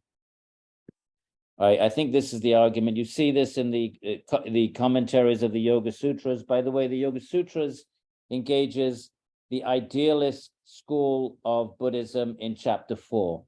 There's about 15 verses. It's the only school in most sutras, they engage all opposing points of view. So Nyaya does, the Nyaya Sutra does, Vedanta Sutra has this chapter, the chapter 2, Mimamsas are powerful debaters, and Vaisheshika Sutras do. Yoga doesn't really engage any other schools except in chapter 4. And the one school they oppose is the idealist school of Buddhism. So if you're interested in the yoga arguments against Buddhism, we rarely do chapter 4, but you might be interested in that. About 15 verses there. Right, what's the memory argument? The momentariness of objects, okay, 24, if you're reading it on your own, page 258. The momentariness of objects, right? Everything lasts only a moment. And in that moment, it gives its flavor to the next moment and it disappears. And the next moment gives its flavor to the next moment and it disappears. And that's why there seems to be a continuity of reality. And the Vedanta is going to say that requires at least 2 moments. One when you exist and one when you transmit your flavor to the next moment. There must be some connection between one moment to the next. Otherwise, every moment of reality, something completely random would appear. So 1 minute you'd have an orange, the next minute you'd have a lemon sitting on the table, next minute you'd have a jumbo jet sitting on the table, next minute you'd have a gorilla sitting on the table. So there would be no connection. For there to be a connection, something has to be transmitted from one to the other, some kind of flavor, so that there's a continuity of reality, so that it looks like the same orange is sitting on the table. And Vedanta is going to say that requires 2 moments. One when the moment exists, like a baton. You know, when you were kids, did you race? Did you do like those relay races? And you had the baton, right? So you're running with the baton. Now there's a moment when you have a baton, then there's a moment when you're handing it over to the next person, and then there's a moment where you disappear, and the next person runs with the baton. But that takes certainly 2, but probably 3 moments, the baton, for the same baton to be handed over. That's actually not a bad analogy. So let's have a look memory. The momentariness of objects, as declared by the Bodhas, followers of the Buddhas, is also not tenable. We have the experience of the kind, this is that jar, okay? In other words, we see a jar. They always use the example of a jar when they want to talk about an object in the world. So there's a jar sitting on the table. And we say, this is that jar, meaning the jar I saw yesterday. This is that jar, okay? So that's what recognition is. I go into my kitchen, jar sitting on the table. This is that jar that I put on the table yesterday, or whatever it is. This is that jar. That's what recognition is. You recognize something that was that, that you saw before. So this is that jar. The identity of a thing seen before and a thing experienced in the present moment by the same person, existing at the time of the first experience and the present one, is called recognition. Right? Recognition is, there is an object in the past, the jar. I see the object today, and I say, this is that jar. What does that require? Number one, that it's the same jar, yesterday as today. Otherwise, I wouldn't say this is that jar. Yes? And number 2, good, so far so good. Number 2, I have to be the same cognizer. I, who saw it, that jar, I either saw the jar yesterday, that now today see it again and say, oh, this is that jar of yesterday. I must be the same. You see where this is going to go. This is going to be a challenge to the idea of momentariness. Now, read it again. We have the experience of the kind. This is a kind of, we all have this experience. We call it recognition. What kind of experience is that? This jar I'm seeing right now is that jar that I saw yesterday. The identity of a thing seen before, I saw the jar yesterday, and a thing experienced in the present moment, I'm seeing it right now, so that's how I can say this is that jar, by the same person, not some other person, because then you wouldn't be recognition. If John saw it yesterday and I saw it today, I wouldn't recognize it because John saw it. It has to be me that saw it yesterday and me that sees it again today. So by the same person, existing at the time of the first experience and the present one.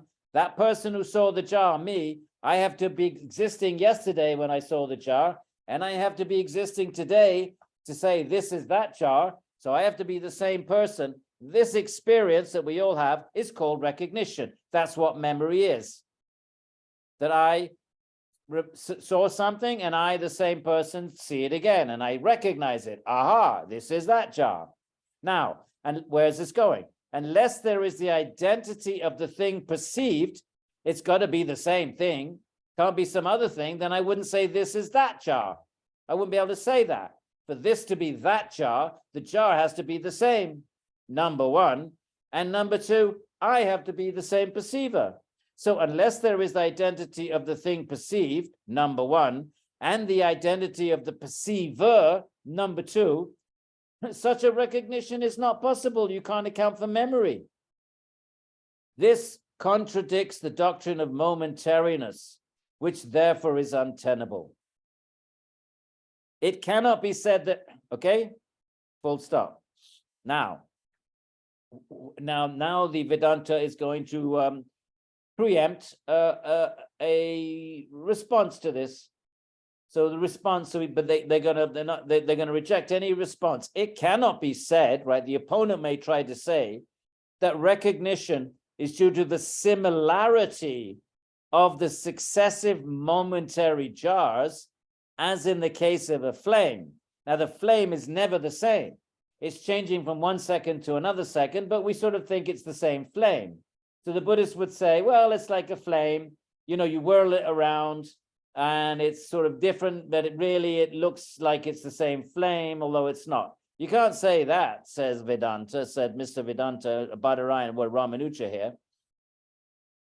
It cannot be said that recognition is due to the similarity, because the jar lasts a moment, the next jar lasts a moment, the next jar, but it's all pretty much that they, or even though they're all momentary episodes in the ongoingness, they're momentary episodes in the continuity of the thing we call a jar, but they all look the same, so we think it's the same jar. Ramanuja says, you can't say that. Why can't you say that? Why? In the case of a flame, there is a valid means of knowledge through inference that there is a real succession of similar flames, but not in the case of the jar. What's he saying there? In the case of a flame, there is a valid means of knowledge through inference. You infer that even though there is a difference, that there is a real succession of similar flames, but not in the case of the jar. In other words, he's saying in the case of a jar, you can't infer like the flame, you can infer that there are different flames. Moreover, I don't understand that, sorry. I think there's something probably been, I don't understand what he's saying that. But the next bit is, I'm sorry, I can't help you with that. In the case of a flame, there is a valid means of knowledge through inference. So you look at the flame and it looks like the same, but you infer that there is a real succession of similar flames, but not in the case of the jar. I can't help you with that. I'll look over it again and maybe ask someone and see if I can get some insight. But the next bit's clearer. Moreover, who is to realize the similarity of the two jars existing at different times? It has to be the same person that sees the jar yesterday and sees it today. Otherwise, there can be no recognition. It's got to be the same person. So there has to be continuity of the seer, which of course is the Vedanta Yoga argument. For the Bodhas do not admit the existence of the same knower, as he too has a momentary existence. The knower of the jar is also momentary. So the next day, that knower of the jar the next day is not the same knower as the jar on the first day. So they can never say this is that jar. There would be no such thing as memory at all. So that's the argument. We can read a little bit more, but I didn't quite get that. I didn't quite get that flame argument. I think to look at it a little bit more carefully. All right. let's have a look at the next verse. This, and then we'll do a couple more, and then we'll stop because I think my voice is going. Let's see if Shankara has anything really good to say against Buddhism. Shankara on 18 is good. Okay, let's see what Shankara has to say on 18. I've got my little notes here. And we will go to Shankara on 18. So, cancel. Shankara on 18. This is what it is, my friends. Eventually we'll get to the Bhagavatam and we'll be like, why don't we just do this all the time, right from the beginning? Well, because we have to strengthen our reason, I think. Some of us do anyway. Right. From reasoning. All right, here's Shankara on 18. From reasoning also we find that the effect is non-different from the cause. Hang on, what have we got here? Shankara on 18.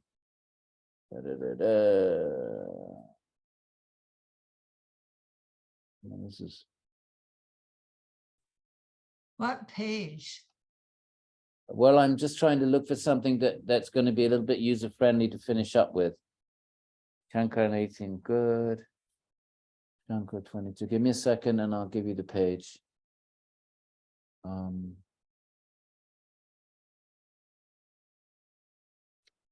Let's just see the second paragraph of Shankara on page 18, which is page 160 of 188. Why am I on 116?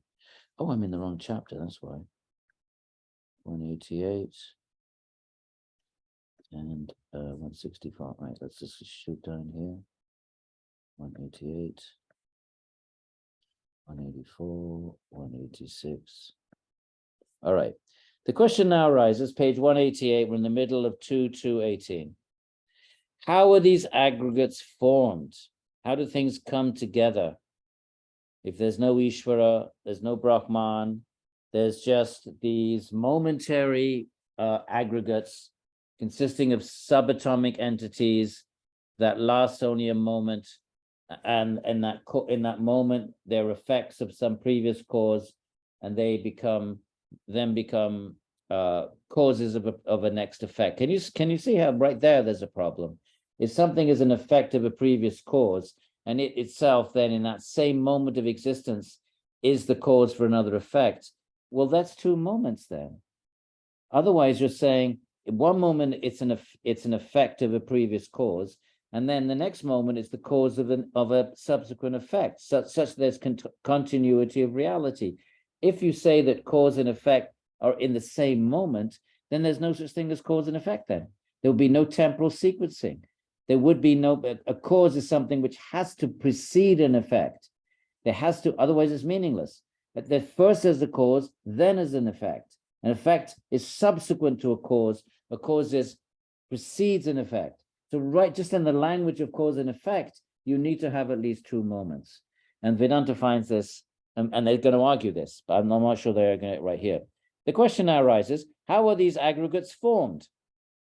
How does reality come together? Is there an intelligent principle behind as the cause, the guide of the aggregation, or does it take place spontaneously? So is there intelligence like Vedanta says, or is it spontaneously? If there is an intelligent principle, is it stationary or momentary? If it is stationary, the Buddha's doctrine of momentariness is contradicted. Because if something's stationary, it stands, it keeps going. It's not momentary then, is it? That's what the Vedantins want to say, but they're not going to accept that. So fine. That it's either if there is an intelligent principle, either it persists or it's momentary, right? If it persists, then the Buddhist principle is contradicted, but they don't say that. So what else? What might they say then? Well, if it's momentary, then we cannot say that it comes into existence first and then unites the atoms, but that would mean that the cause lasts for more than one moment. If you say there is intelligence, but it's not, but it's momentary, then you can't say it's a cause, because the cause has to exist before the effect. So the intelligence can't exist and then unite the atoms, because then it would have to exist for 2 moments. It's basically the same arguments, just recycled. Again, what about if there's no intelligent principle as a guide? Let's say there's no, so that, right, the options were, is it intelligent or not intelligent? A. Option A, intelligent. Option B, not intelligent. Option A, subdivided. Is that intelligent stationary? That's what we say. Buddhists don't say, not going to say stationary means permanent. That goes against their doctrine of momentariness. Option A, part 2, that it is intelligent momentary. That doesn't work either. Why not? Because it would need to exist, and then it would create, and then it would bring the aggregates together, bring the elements of reality together, bring the atoms together for creation, but then it would have to exist for at least 2 moments.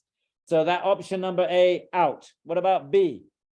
Option number B is that it's non-intelligent. So here it is. Again, if there is no intelligent principle as a guide, how can, and then you're back to the Sankhya problem.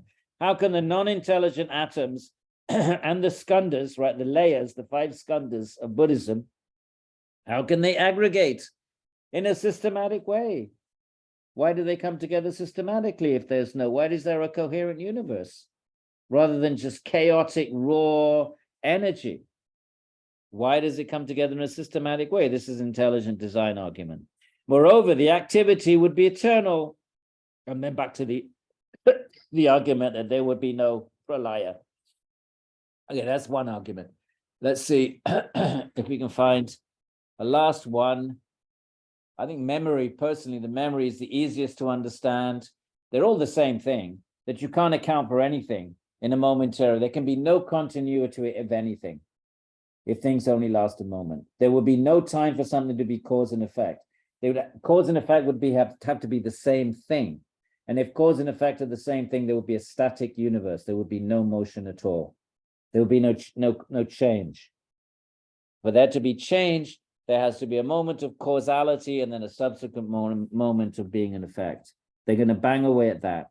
Just like they're going to bang away at Advaita Vedanta, the Vaishnava Vedanta is going to bang away. What is this Maya? What is this Maya? If you say the world is unreal and it appears real because of Maya, but really it's unreal and the soul is unreal, there's only Brahman. What is Maya? What is Maya? What is Maya? Where is it located? Is it in Brahman? Can't be. Contradiction. Is it outside of Brahman? Well, then you have a duality. Is it a part of Brahman? Well, you have a duality. And they're going to bang away on that one Achilles heel, and that's all they need to do from their point of view to thoroughly undermine Advaita Vedanta. And likewise, with the Buddhist momentary ontology, all you have to do is bang away. You want to say there's an eternal Atman. You want to say the gunas are eternal. Fine. But you don't have to go that far. All you have to do is to say it lasts for 2 moments.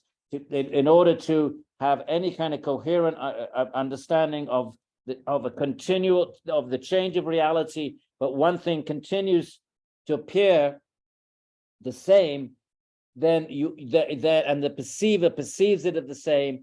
All you have to do is argue that there has to be at least 2 moments. There has to be a moment of a thing exists in its own right, and another moment when it transfers its impression on the next moment. And you can go further than that. You can say, well, okay, memory.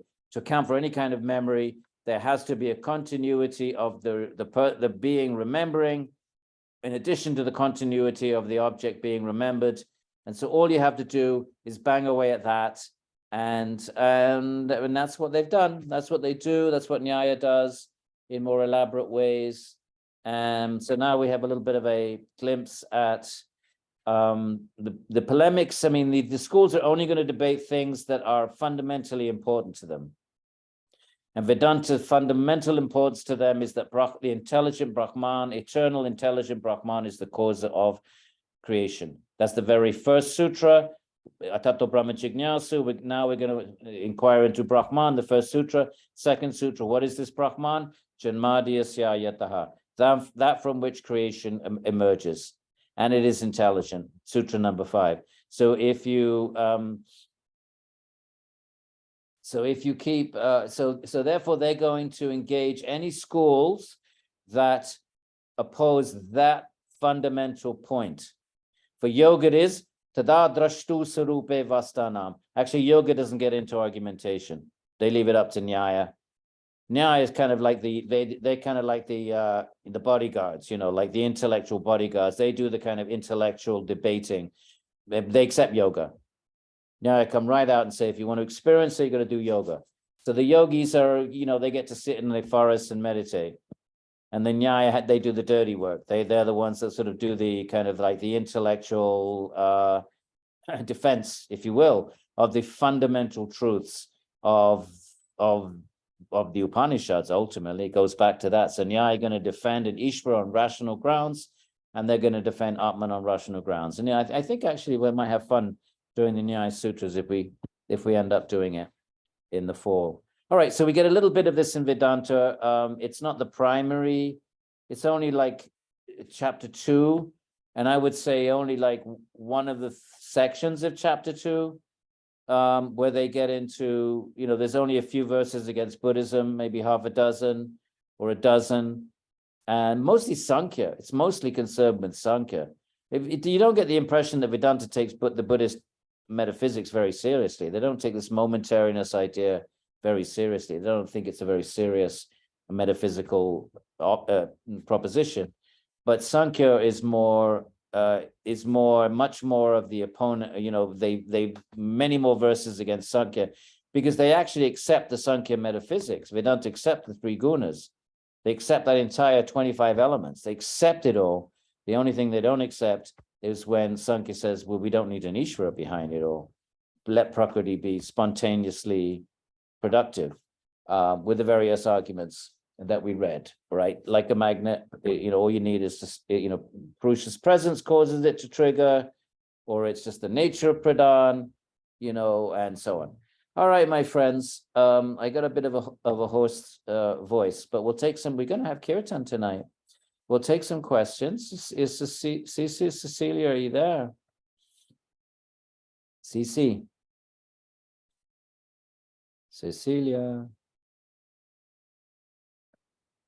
You need to. Yes. Oh, Hello. You're there. I'm here. Yes. Can you see me? No. Where are you? Oh, Oh, there you are. Okay. Well, we'll spotlight you. Let's just take a few questions, and then sure. we'll do kirtan. Yes, of course. Thank you. Yeah. Pasha, good evening. What time is it for you?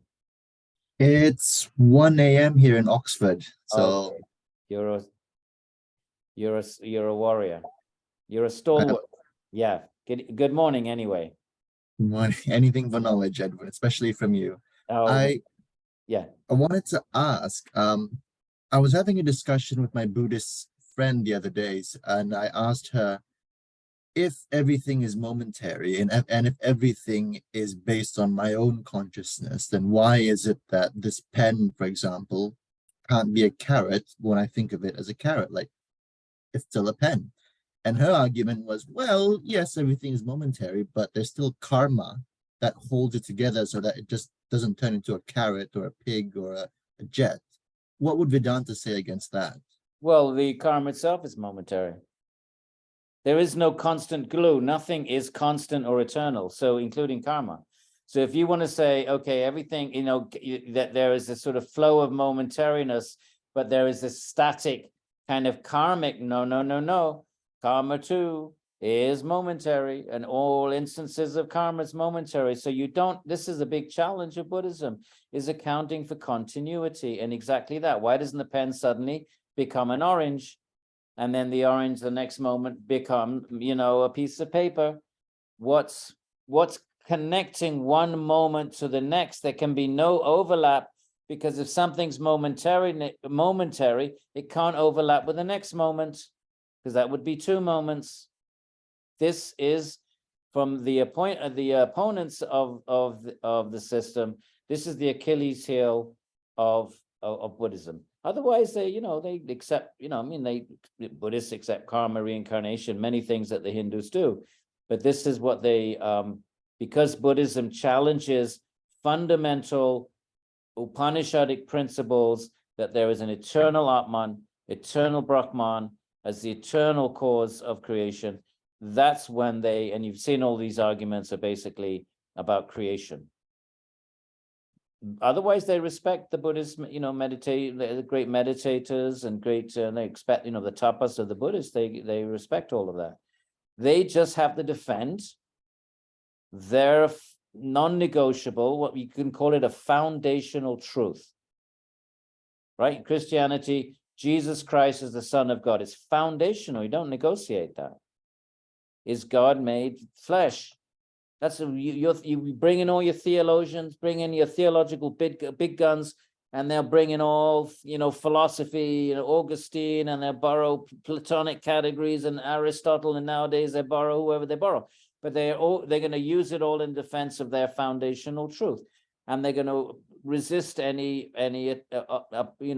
that tries to undermine their foundational truth. So Vedanta is no different. It's not that they care about Buddhists or not, either care or not care. But if Buddhists are going to say everything's momentary, they're undermining foundational truths of the Upanishads, the eternality of the Atman and the eternality and the ultimate intelligent cause of the universe being Brahman. So if you're going to undermine that, then there has to be a response. And that's what Vedanta is doing. But yeah, your argument holds good that you can't bring in karma as the sort of adhesive, because karma too is momentary. There is nothing that is not momentary. You can't wheel out some entity and say, yes, well, but this entity holds it all together. No, because that entity itself is going to be momentary. Yes, Pasha. Where's Pasha? Got it. I'm right here. Yeah, see what she says. I'll bring that argument to her next time I see her. Okay, Thanks, Edwin. sure. Snehi, namaskar. Namaskar. Welcome back. Thank you. I hope you had a good break. Yeah, it was great. Fantastic. Argentina is just a fabulous place. It's kind of like, I was born in Italy. So, it's kind of like, it's a blend between Italy and India. It really is. It has the sort of, horses wandering around and kind of like, it has a lot of flavor. Maybe, anyway, it was fantastic. Thank you, Snehi. Yes. Yeah. So my question also is related to Pasha's on momentariness. And Yeah. I may have understood the Buddhist definition wrong, but I thought all they were saying is by momentariness is that there is moment to moment change, right? Yeah. So and which is consistent with, science, like everything is changing moment by moment, even at the subatomic level.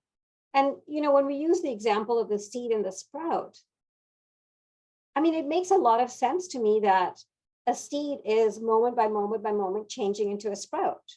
Yes. But So- but Nyaya and Vedanta, go ahead. Yeah, so that's why I've never found a problem with the momentariness. But if you say there is no ultimate fundamental eternals, whether that be the three gunas, I mean, everybody accepts temporality. Who does not accept that the moment to moment change on a surface level? You have to accept that. It's obvious. So that's no one is questioning that there's change on a surface level. The question is, what is the fundamental underpinning metaphysics, not only of the change, but of the perceiver of the change, right? You're the perceiver of the change. Now, if you're also momentary, so your consciousness is momentary, then you're running into these, then you're denying an Atman, an eternal Atman. Then if you're doing that, then these are the kinds of responses you get. If you do not exist as an eternal, if there's not an eternal consciousness, and an eternal, what is it that is remembering? If something is momentary from one moment and then the next day, how would you account for memory? It's a different moment. It's a completely different person the next day. And the object also is different. So the question is, so depending on whether you want to look at it from the point of view of the object or the perceiver, you run into the same problem. You're talking about the objects, fine. They're changing, but the question is, what's the ultimate metaphysical substructure of it all? What is the ultimate baseline foundational stuff that obviously is changing on a surface level? If you say, and the Buddhists say there are atoms, that's what they say. So there are subatomic entities. They're not like the Sankhya would say they're the gunas. No, the Buddhists are more like Nyaya. There are subatomic entities. They too are momentary. Then you run into the kinds of problems that we just discussed. How does one atom, if it only lasts for a moment, pass its nature onto the next atom such such as reality appears to be consistent? The wall behind you remains a wall. It doesn't suddenly change into a sea and then suddenly change into a forest and suddenly change into something else. So there must be a continuity, which means that one atomic moment must pass its imprint on the next, so that the wall keeps looking like a wall, meaning the subatomic entities within the wall, right? The wall is made up of those subatomic entities. For those subatomic entities to remain as a wall, there must be some, and rather than just change into a sea with different kinds of subatomic entities, then the subatomic entities of the wall have to pass their imprint on. For them to do that, they have to last for 2 moments. Now, Vedanta doesn't care about that. You know, what they care about, so they're just showing it's incoherent. They're showing the whole principle of a momentariness is incoherent, whether you look at it from the point of view of the object or the instruments of cognition. What they really care about is the perceiver. And of course, that Brahman, there has to be an eternal, the cause of it all has to be eternal and not momentary. And the perceiver has to be eternal. Otherwise, and then they're giving they want to say there's an eternal Atman. And so therefore they have to bring arguments against momentariness in general. So how come they don't have that same problem with Prakriti, which is eternal, but also changing moment by moment? But because there is a substance underpinning it all. Oh, because of Purusha lending its intelligence? Prakriti itself is a substance. There is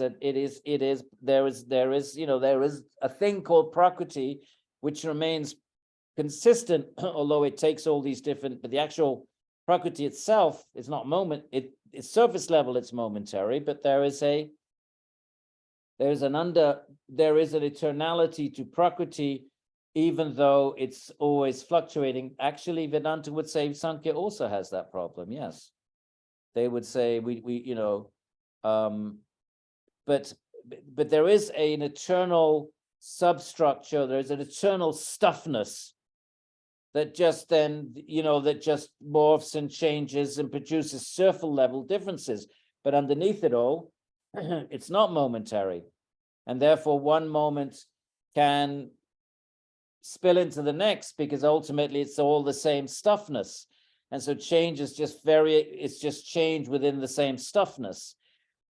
So therefore, you don't have the problem of Buddhism would say the thing disappears completely. It ceases to exist. The ingredients of reality, the atoms, right? The ultimate ingredients of reality at atoms, they cease to exist completely from one moment to the next. So then how do you explain the overlap? Sankhya, atoms dissolve into subtle things, and eventually they're Prakriti, but they're ultimately eternal in their substructure. Now you made me curious. I have to go look at the Buddha's response because they are so, they're all brilliant thinkers on all sides. Yeah. So, yeah, thank you, Edwin. They're all brilliant thinkers, and I don't know, when you read these Dharmakirti, you read Nagarjuna, you get convinced. They're powerful thinkers. They certainly have their arguments, and very persuasive. I found Nagarjuna one of the most brilliant thinkers of ancient India, actually. And yeah. So go ahead. Thank yeah, you. read More Ritis, as you would say. Well, exactly. At some point, you got to put your money on something, Snehi. Otherwise, we just chit a Riti into the grave. And I'm not sure that's helpful. If it is true that the mind at the moment of death is massively influential into our next birth, then I'm not sure just being a perennial philosopher is going to be useful. But I agree. Thank you. All right. Any other questions, my friends? Are we just exhausted with all of that?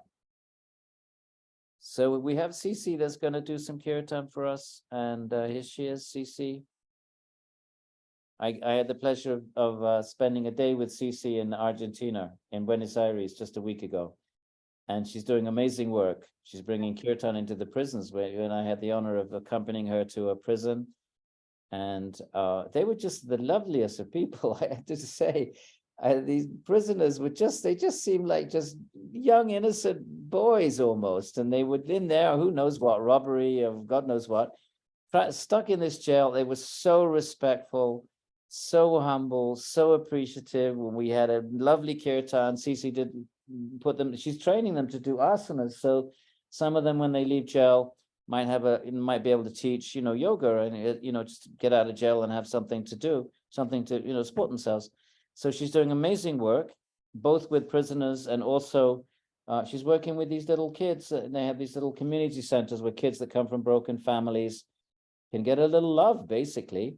They get a little love, and Cici goes and does kirtan, and she has a very, I couldn't figure out what the heck you were saying in that song, but very sweet kind of like, I wasn't the kirtan, I don't know what it was, but some kind of wonderful, lovely, sweet words in Spanish, and asanas. And then we read a little Krishna story, and of course, free pizza for the kids. So that's gonna work well. Well, welcome, Cici. And yeah, as long as you like to do some kirtan. Thank you. Thank you very much. It was an honor to have you over there. The kids were very pleased, and also, well, everybody liked very much your visit. So thank you. You're welcome. You're welcome, Cici. Okay. So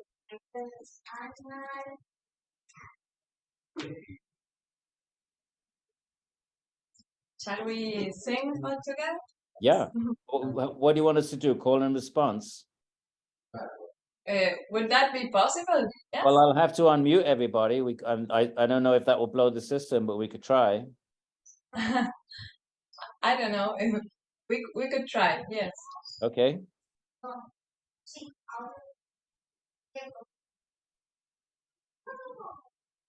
How do I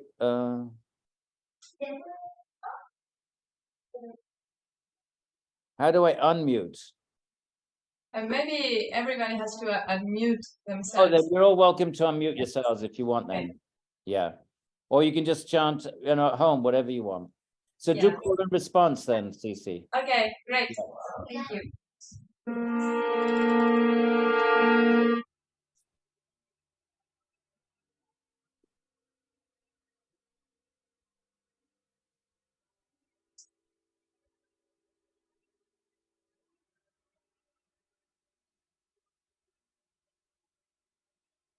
Hare Krishna,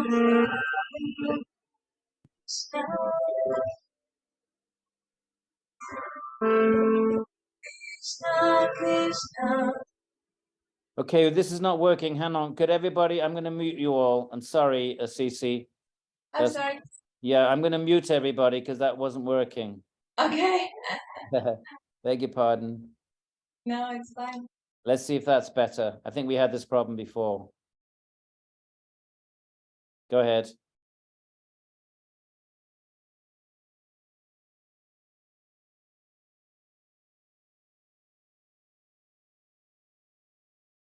You muted her. Yes, I'm so sorry, Cici. You have to unmute yourself because I do apologize. We'll get it. That's it. Okay. Thank you. I'm Yeah. sorry. Hare Krishna, Hare Krishna, Krishna Krishna, Hare Hare.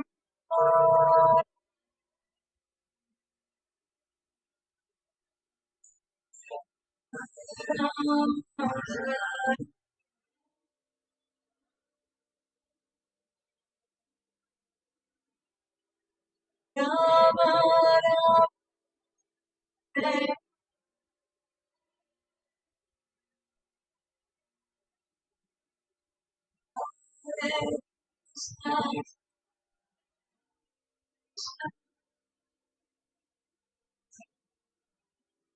Krishna,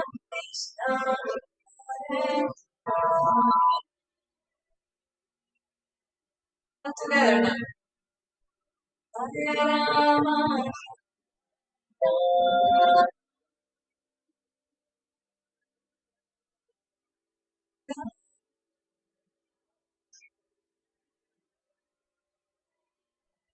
Cece, it's not working. I'm so sorry. Not working. Okay. No, we're not getting it. Does anyone have a suggestion? What did you do last time? I think it's the original sound for musicians thing has to be clicked on her end. It's on. You think it has to be off? No, it's on the original sound for Yes. musicians. Yes. Then I don't know I don't know. Is it getting like cut? Yeah, but mostly not getting anything at all, and occasionally we get. Oh, check. Hmm. Ceci, si te pones cerca, Okay, I'll try nearer. Let's see.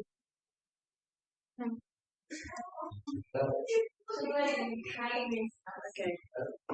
There?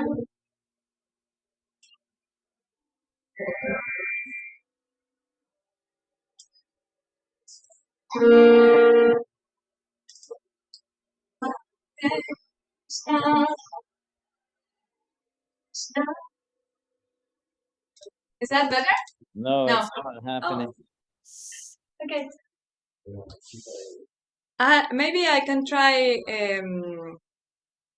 entering from my phone. Okay. Just 1 second.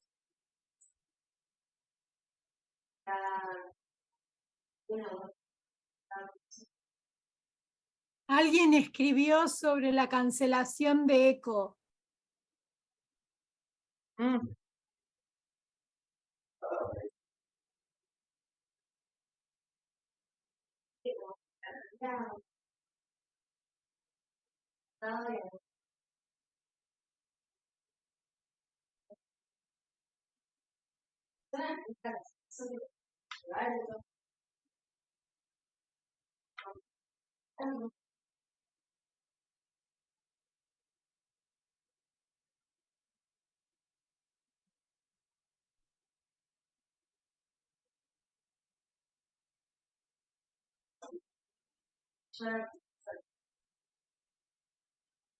Okay, here I am.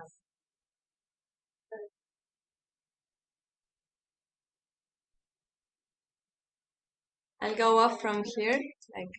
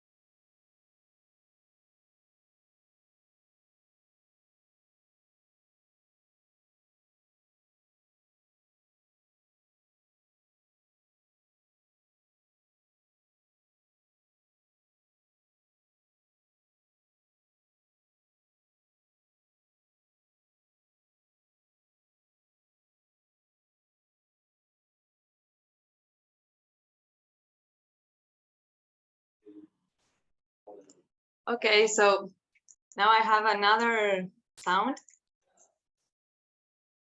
I hope it works.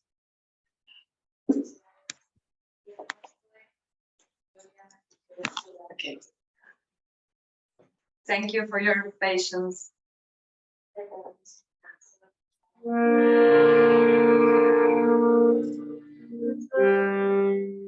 that better?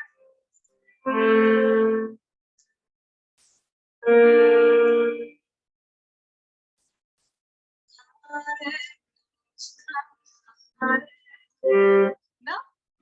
Lucy, shall we work it out and we'll see you next week, do you think? Yes, sure.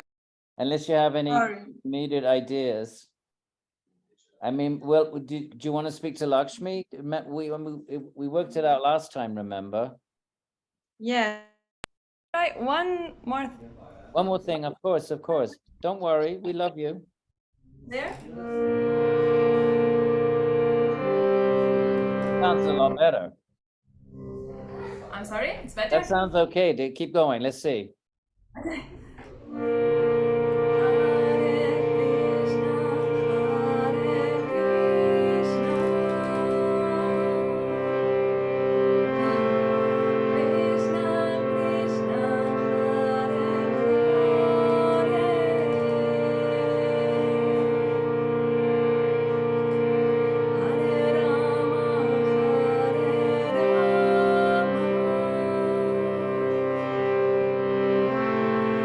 Rama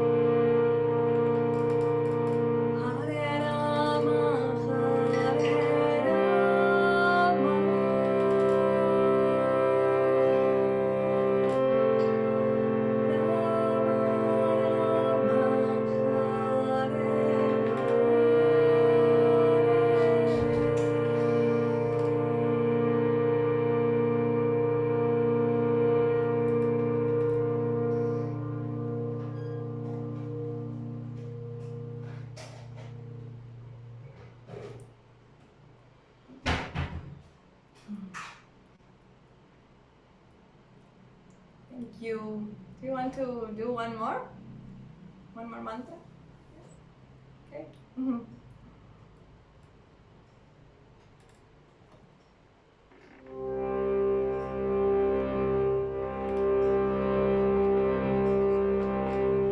Shri Krishna Govinda